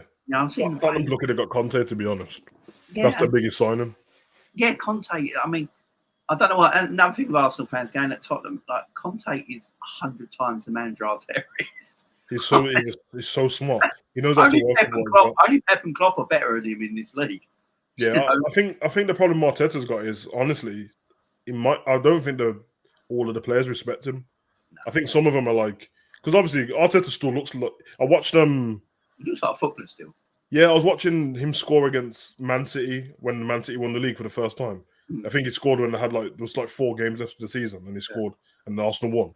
And he looks exactly the same. And I'm like, some of these players are like, listen, you're only a little bit older than me, and you're not really an Arsenal legend. You're an Everton legend, and I don't really respect you. You know what I mean? You got rid of my friend Aubameyang, and he was scoring all our goals. And I think unless he has a complete youth team, like he needs to get rid of people like Xhaka and all that, because they ain't having it, man. So years beyond. If I was, I've got to say, if I was a Chelsea fan, I'd be actually a bit worried about Tottenham next season. I'm worried about Tottenham next season because with Son and Kane and Kulusevski and if Levy actually empties his pockets and gives Konate some money to spend, Tottenham could be pretty. Kulusevski's on loan, isn't it? Yeah, but I think they got the objection. They got a thing to buy him. And I heard that it's a 2-year loan deal. It's a 2-year. They might get Dybala, but to be fair, Kane occupies that. Yeah, and Kane occupies that up front spot, and Dybala's always injured as well. Yeah, I mean, if they get a creative midfielder, then Kane don't have to come back deep, does he? He can stay up top banging goals again. So, Son is the one person I wish we had. Son, man. Yeah, he's clinical, ain't he? Super clinical. He's so good. Man. What we got Diaz, so I'm all good. Yeah, Diaz is going to be different next season. Absolutely different. Right, guys, I'm going to leave that there. Hour and a half. We went there later. What is it? midnight. Jesus, man. Hey, hard work, man. My daughter's in hospital at the moment. Is it a pre-op today? Yeah, no. So she had a pre-op yesterday, and today and tomorrow she's having a sleep study. Yeah. So she's connected to oxygen for 2 nights. Okay. And I guess see what her levels are like, and then sign her all up, and hopefully the surgery will be the first week of July. So I hope that all goes well, man. But yeah, hopefully also I've got the 2 little ones with me all day. They're in the room next to me asleep. They'd be like, shit. You know when you tell a kid to go to bed, but they decide bed's not sleep time for another 3 hours. You know what I mean? Jay, just think. This is a random thought here. I don't know why I thought of this. Think of this, yeah. You know, sleeping. You know, if you tell a kid to go to sleep, you know, think of how crazy this is here. This is why kids don't listen. To go to sleep, you have to pretend to sleep first. Figure that out. Yeah, I know. You have to close your eyes and just pretend to sleep until you fall first, you have to asleep. pretend. Kids, man, don't get into a kid's head. It's just a mind. Yeah, man, crazy. So what I'm going to do now, I'm going to go downstairs, make myself a cup of coffee, and watch NXT from last night. Oh mate, don't start with wrestling. I've got to make a video soon actually because you watch NXT. Nah, I'm pissed off with them, man. The ticket, I've seen the pre-sale tickets, mate. The cheapest ticket's £255. Oh, is that if you don't get a pre-sale, and if you don't get pre-sale tickets, the cheapest ticket's £700. Oh man, mate, I was going to go to that as well. Yeah, me, bro. If you're not going to give me, you're not even giving me SummerSlam. I'm not watching Drew McIntyre for that much money, bro. Like, I'm not doing it because there's no legends going to be there. What I'm going to do is I'm just going to go to the live show, which is going to be in November, 2 months after, and pay £50 for a ticket. It's disrespectful, man. No, that's a lot. The product isn't that good to be paying people that money. We haven't had a major pay-per-view since 1992. Yeah, and they're trying to call this one major, but it's not because I've never heard of it. SummerSlam is the major one, which is a month before. SummerSlam should have been here. That's what I said. It would be the anniversary of Bret Hart and it's 20 years. It's 30. What is it? 30 years on. Mate, the last pay-per-view I went to in England was Insurrection 2003, I think. Yeah, they try to make that out as a pay-per-view because it was only seen in UK shores, weren't it? Yeah, exactly. But let me tell you, the last match on that card was The Rock versus Triple H in a cage match. So they're trying to mug me off with these tickets so I can see Drew McIntyre with a stupid sword. What, like, he's probably going to end up fighting Tyson Fury. I'm not even joking. Like, it is Gabby McIntyre, Tyson Fury. No, he is, bro. Tyson's retired now. He's going to be there fighting. It's Gabby McIntyre, Tyson Fury because Randy Orton's the man. Yeah, so I can't lie, man. It's pissed me off, bro. It's proper bothered me, that has, man, because I was looking forward to it. I was excited and that. But sometimes in life, bro, I'm looking at them prices. I'm like, bro, I don't even pay that much for Liverpool. It's not worth it. And then you got to think about the cost of getting to Wales at the same time. Cost of getting to Wales, the price of the tickets. There's me and my son. Yeah. Hotel, mate. You're looking on over £1,000 on that, man. It's like a week's holiday somewhere, isn't it? Well, because you end up paying over £1,000 anyway. I might as well just go to WrestleMania in LA. That's what I was planning to do next year. I might as well just save my money from this pay-per-view. Go WrestleMania next year. Hopefully, The Rock turns up and gets inducted into the Hall of Fame. It's a good time, man. Let's go out, man. Yeah, man. But what was your time? Oh, you're here still, unless you have to go. No, I don't have to go. What was your view of this Sasha and shit? I got two views on it, man. One view, I think it's unprofessional. Yeah. Because we know what wrestling is. Yeah. So to get bothered by something to do with your character that much, because basically what they've laid out is said that in that 6-pack challenge, Naomi was going to win, but she was going to pin Sasha, and Sasha didn't like it. Yeah. It's not that serious. It doesn't mean that your tag team has to break up. It's every woman for themselves, innit? So if that's the problem, remember Sasha done this before when she just left. It was worse last time. Yeah, last time she just didn't come back. She's got a bit of an ego, hasn't she? Yeah. So, and if you go on YouTube and write Sasha's name in, I only realized this because I was watching all of the different channels she was on. Over the last week, I've saw her on like Lad Bible, Joe. Like I've seen her on all these different shows, and then I seen him with on the thing with Kevin Hart, and I'm like, hold on a minute. Does she just think that she's like, because she's obviously a Mandalorian as well? Does she just feel like she's bigger than, like she doesn't have to take it? And then obviously the other point of view is that they're technically independent contractors, isn't it? So if they don't like the work they got to do, they can just go home. Yeah. Yeah. But I think they should have just done it. Just done the match. Should have done it. And had their argument after. I think so as well. That's the way they should have done it. Especially because I don't think Naomi wouldn't have done that off her own back. No, it's Naomi. That's the weird one. She just followed because obviously her husband's in the bloodline, bro. Yeah. I don't understand why Naomi ain't in the bloodline anymore. I said that ages ago, man. In fact, that probably would have been the perfect way to get her in there. Because you've got to have a woman in that group would make sense, especially being the actual blood as well, because she's the wife.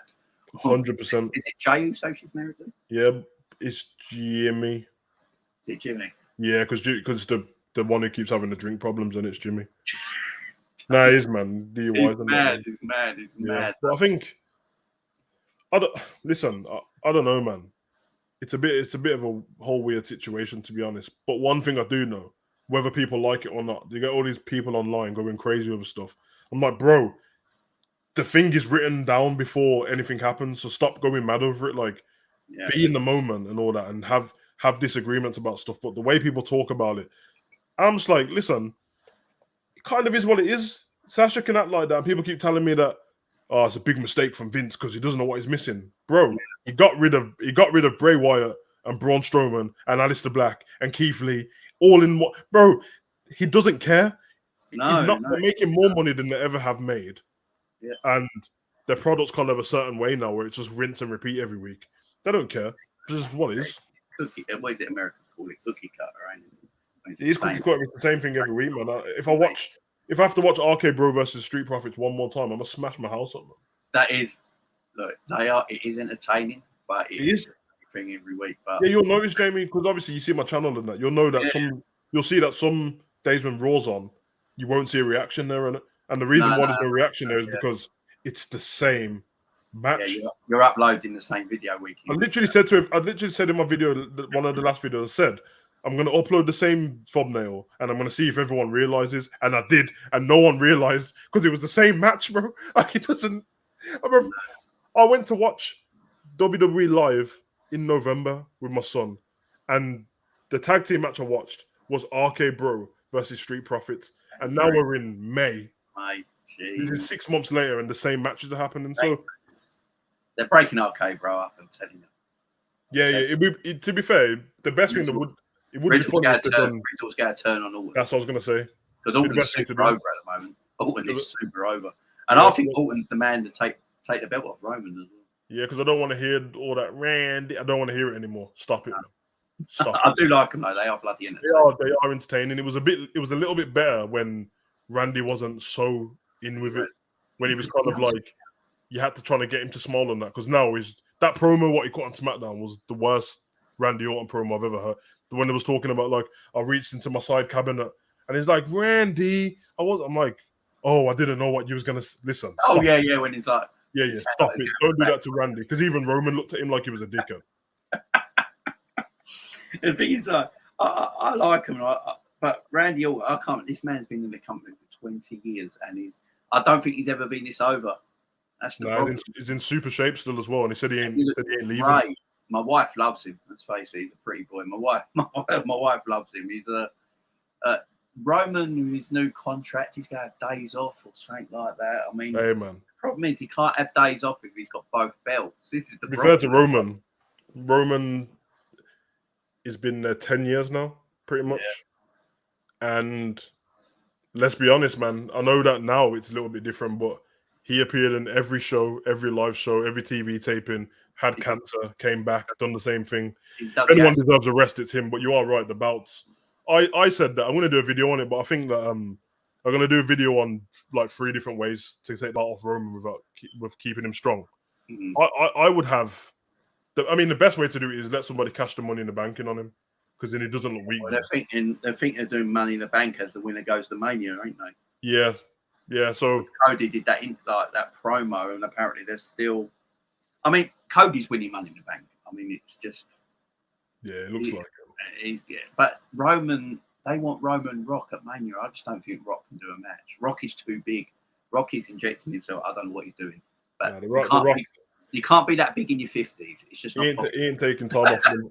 He ain't taking time off them Hollywood movies for us. He'll come and do the Hall of Fame, and he might have a moment at Mania itself where he just makes an appearance or something like that. Yeah. But they've got to start setting something up. They can't. It's got to be Cody. Cody's the. And if they want other people to come over from AEW, they got to make it look like it's the place to come, ain't they? So they got to stop thinking, though, innit? They got to stop starting Raw with Cody speaking in the ring now. He's only just come over and he's. Do you like Cody promos? Nah, he talks too much, bro. He was the same in AEW. I didn't really like Cody promos in AEW. He talks too much and he's got a lisp in it, and I don't want to hear it, bro. It's a long ass promo talking. Listen, You're gonna see the savage come out in my latest videos, man. Like I've had enough of these guys, man. Nah, because I've had enough, man. Like, listen, I love your dad as a wrestler, but I don't care about you talking about your dad anymore. Like, just shut up, man. But that's what the story's gotta be. That's the story, isn't it? He's gotta do it for his dad. The belt he never won. I prefer Cody to be heel, to be honest, bro. Well, he's sort of that. He's not In between, isn't he? He's not a likable babyface, is he? That's the Nah, before he left AEW, they were booing him. They had enough. They could, yeah. He was sort of like John Cena, wasn't it? Like they didn't want to. They didn't want to get behind him. He wasn't their guy. But like Sasha, everyone's telling me Sasha should go to AEW, and I'm like, well, she'll wrestle less in AEW because the women's division in AEW is trash. They don't give the crap about the women in AEW. Nah, they get 3-minute matches and that, man. Unless you're Thunder Rosa or Britt Baker, they really don't give a damn. I think if Sasha leaves WWE, she's just going into movies, mate. That's it, done. Yeah, because she was good in Mandalorian, and she's she was. She's only 30. Yeah, she's a gorgeous woman, and yeah. So she's laughing. Mandalorian was fucking great. Incredible, man. Why they should have just done that instead of the 3 sequels. Yeah, to be fair, the Book of Boba Fett was nowhere near as good as no, the Book of Boba Fett was just basically Mandalorian season 3. Yeah, it was. The man wasn't even the star of his own show. He was a backward character. It's still about the Mandalorian. Have you seen the She-Hulk trailer? No, I haven't. Oh, mate. I used to like She-Hulk cartoon when I was a kid. I used to fancy her. I said it. I don't care. She had a sexy voice. I don't care. Her and Rogue from X-Men, man. They had a sexy voice. Rogue with her voice. Yeah, the only problem is, Jay. Now that I'm older, I googled the voice character to Rogue. Yeah, dead boy. Mate, this is an old woman. I don't know how she sounded like that. She was an old woman the whole time, bro. Well, it's like the Caramel Bunny advert. Do you remember that? It's like 78 years old, but her voice was bloody sexy. Yeah, man. But the She-Hulk trailer, the program looks like it's gonna be good, but she looks like Princess Fiona from Shrek, bro. Oh, is it that bad? Nah, it's the face is weird, bro. Like they give her the body from the cartoons in it, so she's got like the big ass and the yeah. But like the face looks weird, bro. Who's the actress playing her? Oh, I can't remember what the girl's name is. She's not like a proper well-known actor. Is it Saint Juma or something like that? I think so. She's a good actor, but not well-known. Is she a black girl, isn't she? No. She's not black. No, I must be thinking of something else. But yeah, man. She yeah, like I can't keep up with Marvel stuff anymore. There's so much of it comes out. Is there a Miss Marvel coming out now or something like that? Yeah, that looks terrible to Disney Plus. It looks like it's for kids. It's definitely for kids, bro. I'm gonna watch it because that's what I do in it. But and then what is it? Part 2 of Doctor Strange looks absolutely crazy. And then, I watched that last week in the cinema. Any good? Someone told me. No, it's good. Dark. It's proper dark. Like yeah, you don't take your kids to watch that shit. No, because the first one's hilarious. Don't take your kids; it'll scare the shit out of them. My son's 12. He's all right, man. But kids on 10 and that, no, it is meant to be. And like Scarlet Witch is like the most powerful Marvel character or something now. It feels. Yeah, it's not far off the comic. To be fair, she's pretty strong. Well, I love the way. Yeah, I just can never keep up with it. Throwing it out too quick, and everything's too quick now. Yeah, all the time. It's like bang, bang, bang. Because of Disney Plus, they can just throw everything on there. Yeah, man. On Disney Plus, what I do in every morning, my wife thinks I'm sad because I'm 40, but I do it anyway. I watch the X-Men cartoons. Oh, me too, man. And the old Spider-Man one from the 90s. My favourite, bro. Them 2 cartoons, they're still great now. They hold up. They will never be touched. What you do? You're watching it. I'm like, shut up and go away. They will never be touched. I promise, bro. Them 2 are ridiculous, man. The storytelling in these are as good as anything you'll see now. Yeah. They're blinding. I'll sit and watch them. And yeah, Gary MJF is gold, man. He's gold. I watched his interview the other day with Barstool, the wrestling. Yeah, wrestling. When he was talking about WWE. That was hilarious. He never breaks character, man. That is hilarious. He's a bit like Ric Flair, isn't he? Yeah, he literally never breaks character. I've seen him with like kids and stuff at Comic Con and that. Yeah, he's just the same. Yeah. He's like, don't touch me and all that sort of stuff. There's no way WWE would pass up on him if he was available. Yeah, I was gonna go to that. Jericho's got that thing coming soon. I was gonna go evening with Jericho, but they're sold out, man. It's coming in July, I think. Jericho's got in serious shape as well. Yeah, because he was starting to look like melted ice cream, wasn't he? But he was all right. I mean, he's what 50 to be fair. I mean, Yeah, it's true. I mean, if there's anyone's allowed to, it's Jericho. But yeah, He's a rock star as well, on him, man. So. yeah, of course. I mean, is he touring at the moment, or is he still? Because I don't watch AEW much. But I think they're touring now. I think Foz is touring. I'm gonna start doing more. I'm gonna slap some retro videos on my channel. To be fair, so we're gonna do some reactions to some old wrestling stuff, some inappropriate stuff. That's a great idea. Yeah, I'm just trying to get it on there because they keep copyrighting me, and it's have to. I found a way how to cut it up now. So yeah, and it's something about how many frames you do a second or something. yeah, if you notice now that when my reactions are completely different to how they used to. Yeah, I saw that. Yeah, and then YouTube can't like.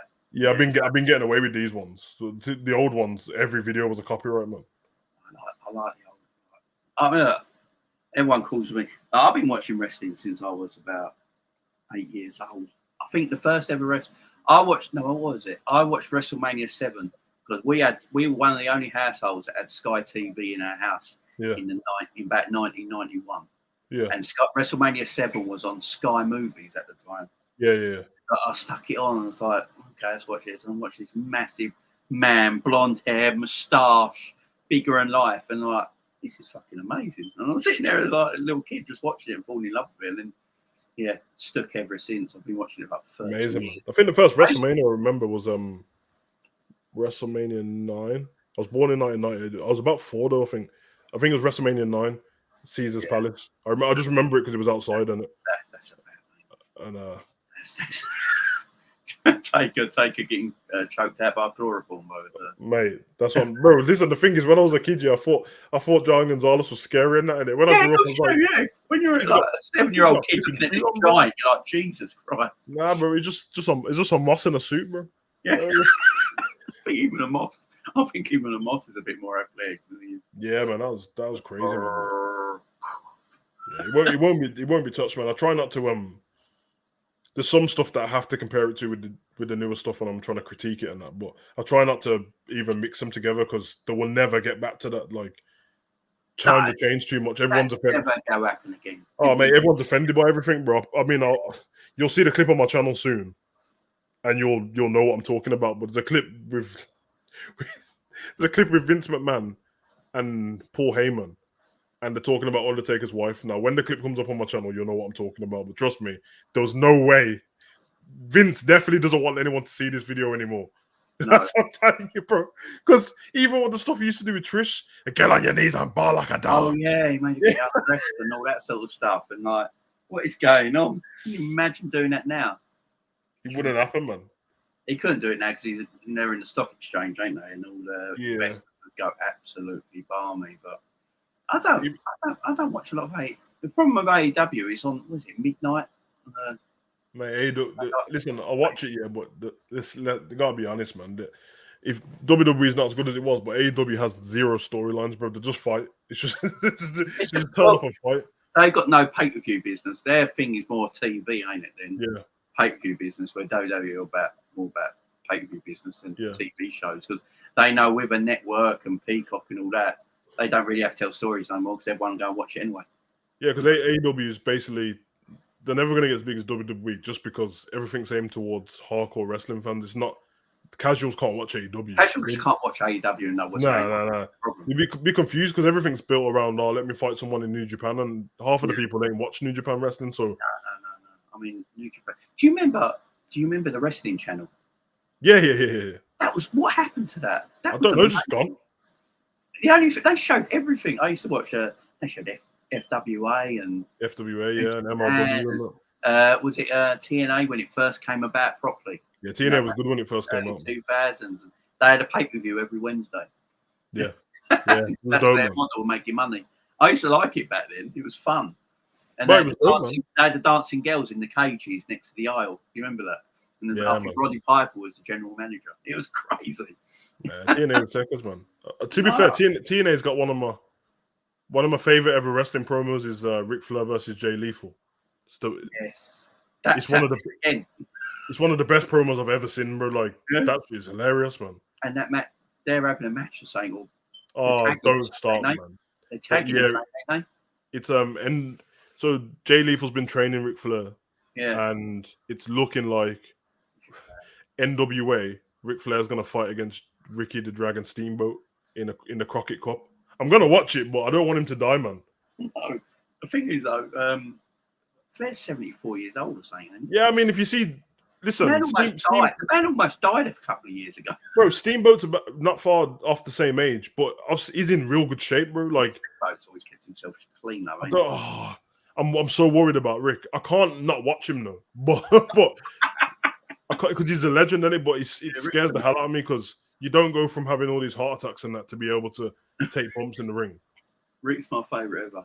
But he did say, I seen a statement from him and that because the reason why he didn't wrestle in WWE again is because Vince said, "I'm not having you die on TV. Like I'm not going to allow it." And Rick said, "If I'm going to die, I'm going to die in the ring. So let me."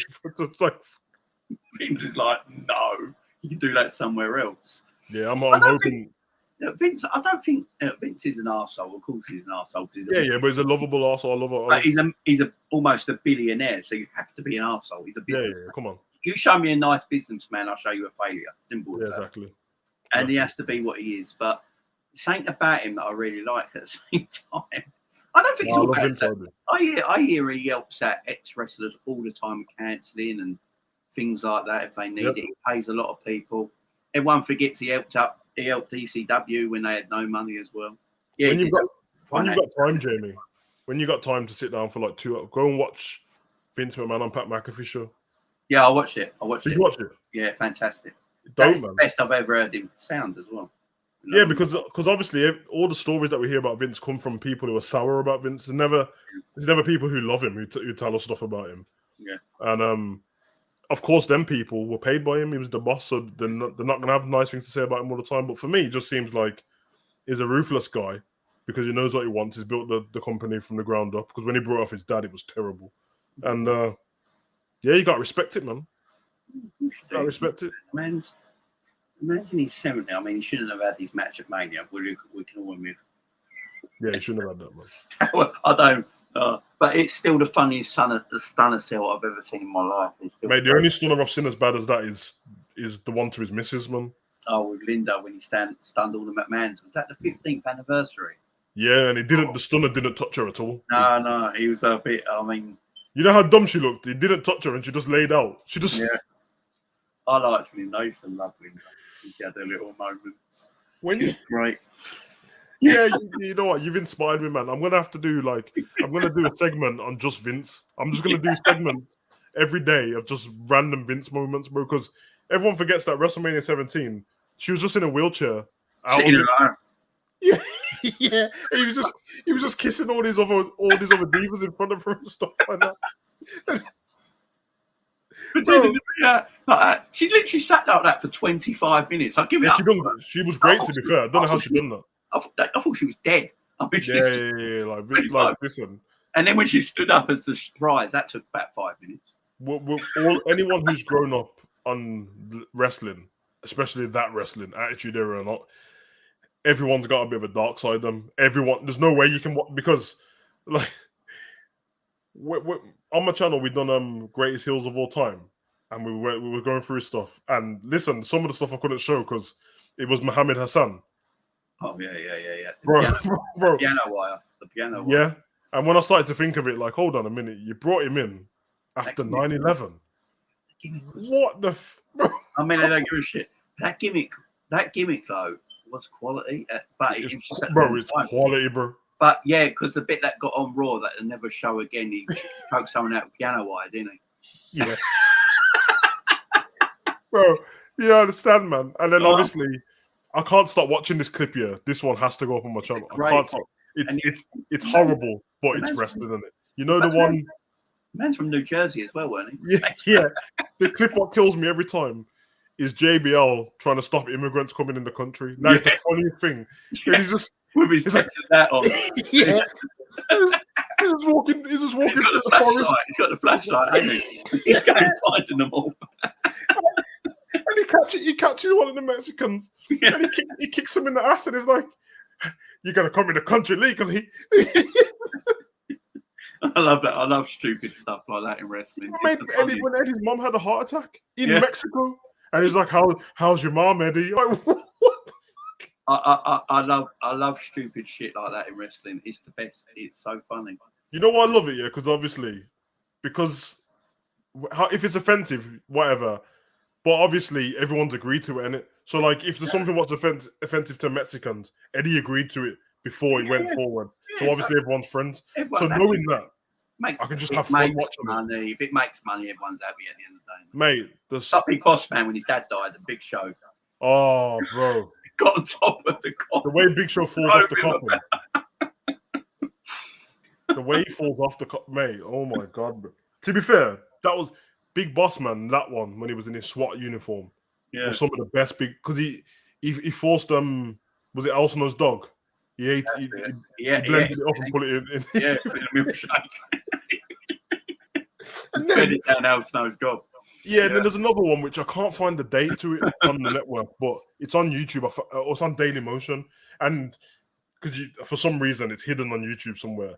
And Big Boss Man comes down to the ring, and he reads Big Show's dead dad as poem. That's right. That's it. It starts off so nice, and then he just starts destroying him. Like, bro, nah, man. Oh, Big Show said it was fine to do. Apparently, his dad died like 4 months beforehand, or something like that. But he said, "Yeah, let's just do it. Yeah, let's just do it. Why not?" It make like wasn't that Big Show's first title defense feud as well? I think it was, man. After he won at Survivor Series. Yeah, man. Yeah, I mean that's just I love stupid shit like that in wrestling.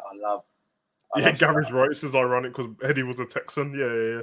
R.I.P. Eddie, man, legend. Yeah, Eddie was born in El Paso, Texas, basically on the Mexican border. For goodness sake. I met Eddie Guerrero I think I met Eddie Guerrero when I was like 12, backstage. He's a great. Him and Chavo, and then I met Angle, and then the other one who I'm not talking about. They had a tag team match against each other, and that it was they were proper nice though.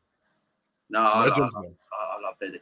Well, I always found a shame. It's a shame that Austin and Eddie never had their real feud. I know. For what happened, didn't it? Yeah, it would have been perfect, man. Because they started it, didn't they? And when Austin was doing karaoke or something in a bar in Texas or something like that, and Eddie came in. I mean, that would have been. They never had their match, but yeah. And then Austin. Is that when he left the company? Yeah, he left, and it was because then they were going to put him against Brock, innit? Yeah, which made no sense. Yeah. It's same sort of scenario as Sasha, weren't it? So yeah, but the thing is, when they ask Austin about it now, he regrets it, doesn't he? He regrets it. He says he should have just done the match, and then so maybe Sasha should learn from that. Talk about people it who've already done it. Sasha is a bit of a diva, ain't she? She's a bit of a diva.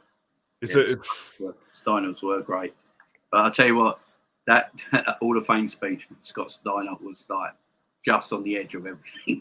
Mate, they must have tranquilized him, bro, because I don't know how they got him to not say anything on live TV. Even Rick was taking the piss out of him, man. And I love it that the fact they just tried when Braun Breaker came into the NXT, they tried to make that him and Rick Steiner had nothing to do with each other. Although he sounded like his uncle and he looked identical to his dad. He looked exactly like him, bro. They should have just went all out and let him use his proper name. Yeah, and then all of a sudden now it's like, oh, he's Rick Steiner's dad was Joe Gacy kidnapped him. Oh my God. Why does WWE need a magical character in every story they do? All right, but there's one magical character that's from Bring Back, and that's Little Jimmy. Little Jimmy was the best. Bring back Little Jimmy, man. I hope he has a job for life. He's a legend.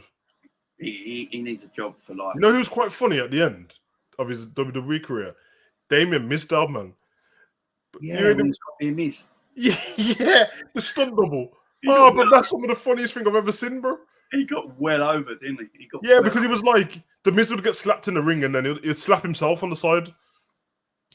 Genius stuff, man. He got well over, but because Vince weren't the one who got him over, he didn't push him. Yeah. Because he's such an arsehole. Oh, man. I love wrestling. I certainly do. Football and wrestling, I tell you, I could watch it all day. But that's the thing, man. We just mentioned all them segments and most of them are from like SmackDowns and Raws on it. But if I ask you to mention something what happened 2 weeks ago, you won't be able to tell me, bro. And it just shows on it. Well, RKO and don't get me wrong. They haven't changed. Everyone thinks that wrestling are just repeating matches now. No, they've always repeated matches. It's for the Attitude Era. But the problem is it was the stuff in between what everyone loved, and it was the backstage segments and that. It was like little random things like the APA sitting down around the table. Oh, Yeah, they realised that everyone used to finger, and then they would see the APA, they'd knock on the door and walk in through the door. When you just walk round, there's no. Yeah, and remember when people used to walk round, they wouldn't let them come in. They'd have to go back and knock through the door. Because we need beer money. Wasn't that there? Yeah, we need beer money, man. And they always had beers in the filing cabinets. It's quite funny, isn't it? Because they went from the ministry to that. Yeah, they were brilliant. See, I just love all that stuff. And when Val Venus lost his cock, that was just. Remember when he had that? When he was with Jenna Jameson? Yeah, Jim Jameson was on the trainer for his on the Titantron for his video. I watched the promo the other day from Val Venus, some random show. Doing that now. He was talking about somebody blowing him from here to Chicago. I was like, what the I couldn't, because obviously when I was a kid, I got in trouble at school for telling the teacher to suck it, and she took my Austin belt off me and confiscated it to the end of term, and I never got it back. I remember it because I brought it for like £30 from Forbidden Planet, and I never understood why I got in trouble. And then I spoke to my dad, and he was like, "Yeah, you can't." He's like, "You can't really point to your private parts to tell someone to suck it." Mate, I didn't know that's what it meant.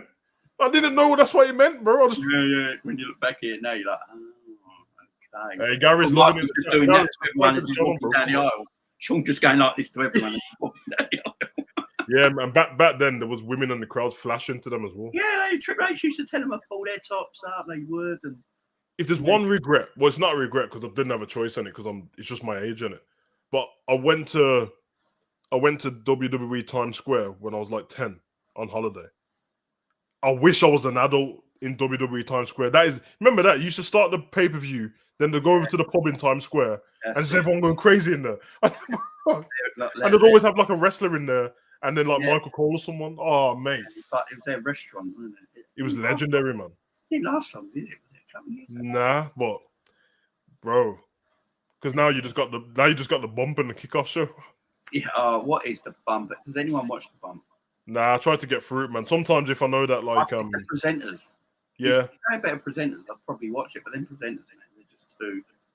Man, I told, bro, I wrote to WWE. I said, you employ me for the bump, bro. You got these geezers on there just like sucking off these wrestlers and that, bro. I like actually now to YouTubing. Yeah, I like Kayla, and that's it. The rest of them, yeah, but like sometimes if I know that, because obviously on the thumbnail it shows you who's going to be in there, so I'll just wait for it to go live, finish it, and I'll skip through to see where my favorite wrestler is, and after that I don't watch it, man. No. And the kickoff, is there a point at the kickoff now? They don't have a match. I listen to what Booker T's got saying and I get off. Yeah, what? Do something with Booker, guys. Put him on commentary or something, because he's got to be better than Brian. He was great on commentary. Him and Pat McAfee on commentary together will be Pat McAfee's fantastic. He's amazing. Who's the geezer on Raw that Nick sits next to Jimmy Smith? Not. Who's on Raw? Is Corey on Raw? Corey, Jimmy Byron Smith, Saxton. And Brian Saxton. I can't stand Byron Saxton's trash, bro. Brian Saxton used to be a good manager in NXT. Yeah, because he was a wrestler first, then he was a manager. Yeah. That was when NXT was a game show, man. Yeah. Do you remember that? Go climb your soul. People running through tires and that, bro. You have Daniel Bryan as your mentor. Yeah. Daniel Bryan had the Miz as his mentor. Yeah, it's terrible, man. Hey, Gary, man, that's right, man. Godfather, pimping ain't easy. Yeah. That man, you ever watched his interview with Austin? I love the Stone Cold. I've watched that 3 times, man. Man, he's got some stories, ain't he? That story when he's talking about the Undertaker taking his hat off and them fighting in the motel is hilarious, man. They're best mates, ain't they? Even yeah. Love each other, brothers. Yeah, but that is the best podcast. That's the best thing they do on that network. Yeah, that Stone Cold podcast, because it's quite. Austin don't give a shit, does he? I mean, he had Jericho on there while he was in AEW. Yeah, he does what he wants. Let's face it. I mean, it's Austin. What's he going to do at the end of the day? I think it's because if they say no, remember we had that podcast before WWE, so he's like, I'll just go back on YouTube. Then it doesn't bother me. I'm gonna make money no matter what. You know? Yeah, I used to listen to Talk Is Jericho all the time, but the only problem I had is once all the WWE guys who left and went to AEW went on there. All of them just done the same thing, just slag off WWE. Time after time. Yeah, like Lana's still talking now, and I'm like, you're not even wrestling in AEW, so what are you talking about? Lana's, I mean, let's be honest, man. We only liked her as a manager. She was beautiful to look at. Yeah, stay in that suit. But once she became a wrestler, and I'm just like, it all went downhill, didn't it? Yeah, exactly. But no, I love them podcasts. I listen to quite a lot of them podcasts. One thing I am shocked about, I was reading about this the other day, that CM Punk hasn't made any money for AEW since his return. He hasn't moved the needle at all. Jamie, I promise, bro. I don't even think it's his fault. No one will, because casuals ain't going over. Yeah, that's the problem. Like, I think they said that the only thing that he made a difference to was the YouTube video, the one when he returned. It was like one of the biggest viewed YouTube videos. Everyone's old. But then after that, it's like it's that bad that if Bray Wyatt went to AEW, the numbers would still say the same. They'd go big for like one weekend, and then it'll just go back. Yeah, I mean, they're still not higher than Raw, or everything's at like 1.2 million for everyone, and it was like 3 million 4 years ago. So yeah, I mean, I just don't see. I mean, my only problem with because I used to watch WCW back in the day. Because when I used to have cable in my area, NTL cable, NTL cable, and I had NTL cable, and we used to watch. It's before Raw was live in the UK. It was on a Friday night at 9 p.m. And at 8 p.m. I remember NTL, man. Newcastle's talking about NTL, isn't it? Yeah, NTL cable. We had NTL cable. I had that, man. And they dug up all the roads, and one put cable in. It was a new thing. And then Virgin bought them out, and that's what Virgin is now, basically cable, isn't it? And they used to have Friday nights. Used to have Monday Night Raw and a Friday night in the UK at 9 p.m. But 8 p.m. on TNT, TNT cable. You had WCW Nitro, and I used to watch. I used to video record. I had tapes and tapes. Tapes and tapes of wrestling. Yeah. And I used to record an hour of Nitro, and then switch it for an hour, and then switch for 2 hours of Raw, and then catch the end of Nitro. Because Nitro used to be about 4 hours long. Ain't that how didn't TNT turn into Bravo at like 9 o'clock? Yeah. And then Bravo. Yeah, I thought so, man. I remember then it came the Teenage Boys hour, didn't it? yeah. Sex Etra and all them. Oh, Jesus Christ. That is so right. Yeah, you should change over, man. I think, you know what Raw should do, yeah? Raw should go back to 2 hours, man. Like, it's too long, isn't it? It's too long.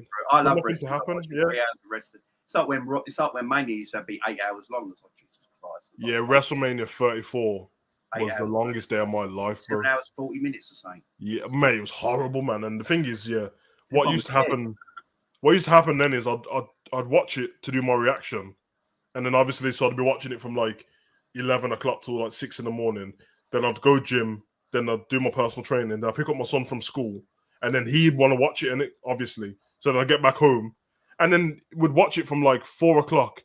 Then some of them would go to bed late because we'd have to watch it again. It was not good, man. No. Do you like it over 2 nights? No, I don't. One night, 4 hours, and just put the matches on them out. Yeah, because what's starting to happen now is it means that like you're undervaluing the product, because it used to be if you wasn't good enough to be at Mania, you just wasn't good enough. You don't need everyone on the card. Nah, there's this new thing where everyone's like, oh, it's not fair leaving this person. I'm like, no. Everyone wants Mania money, don't they? Yeah, all the titles should be on the line. And that's pretty much it. If you don't make it. Like, let's be honest, there's people that are liking wrestling who I just think are decent or are good, but I just don't care to see their matches. Like, I actually like Baron Corbin, but I don't care about his matches. Worker. Yeah, like the one Broke Corbin was the best one. Like, but like the last WrestleMania Backlash, to be fair, it wasn't as long as the normal ones. But like, did anyone want to see Madcap versus Baron? No, that was the only poor match. I thought it was a good pay-per-view. Yeah, and the thing is, no Intercontinental title and no US title on that card. No, well, they don't care about the So, look at Gary says AEW losing money, Moxley out of contract soon. AEW is they're not even in profit yet because it's too early. So no, they've only been out 3 years, haven't they? But the problem is with Tony Khan. I mean, like everyone goes about Vince and going to Saudi Arabia and all this sort of stuff. You look into the Khan's legacy. Jesus Christ. I know. Dodgy city, I tell you. Yeah. But no, they got Fulham, innit? Fulham, Yeah, and, Jacksonville Jaguars. Jaguars, and but you see you see the things they've done with other people. Some dodgy stuff, man. Hey, Gary, yeah, man. Everyone likes Nikita Lyons, bro. Yeah, we all know why. Yeah, we don't have to talk. We have to talk about it, but we all know why. Yeah, and then because is it Bruce? Is it Johnny Ace runs NXT, doesn't he? And he loves the women looking a certain way, don't he? Yeah, man. let the women express themselves, man. That's what I'm going to do now. I'm going to go and watch NXT podcast, and I'll let you go, my man. All right, man. As always, and Sunday. Sunday. Oh well, I'll be back on tomorrow night doing a preview, and then what day's going? I don't know. So I've got a preview. It's Thursday. Friday, I'll probably have some shows as well. I don't know. I'll make a show up. Yeah, go get your coffee, man, and just tell me tomorrow. Yeah, man. and then Saturday, I'll probably do some more previews. Or everything looking forward to the weekend of football. And then I've got my end of season awards as well and all that sort of stuff. So loads coming up. Cool, man. Loads coming up. But we should do a wrestling thing together or something. Yeah, we'll just do it. We'll just do it on my channel, innit? Yeah, that'd be good. Yeah, we'll do that. I could talk wrestling for hours, man. I'm really good. Yeah. But no problem, man. Enjoy the rest of your night, my man. Safe, bro. See you later, Gary, in the chat, man. See you later, Gary. See you later, everyone. Big up to everybody as usual. Peace out, boys. Bye-bye.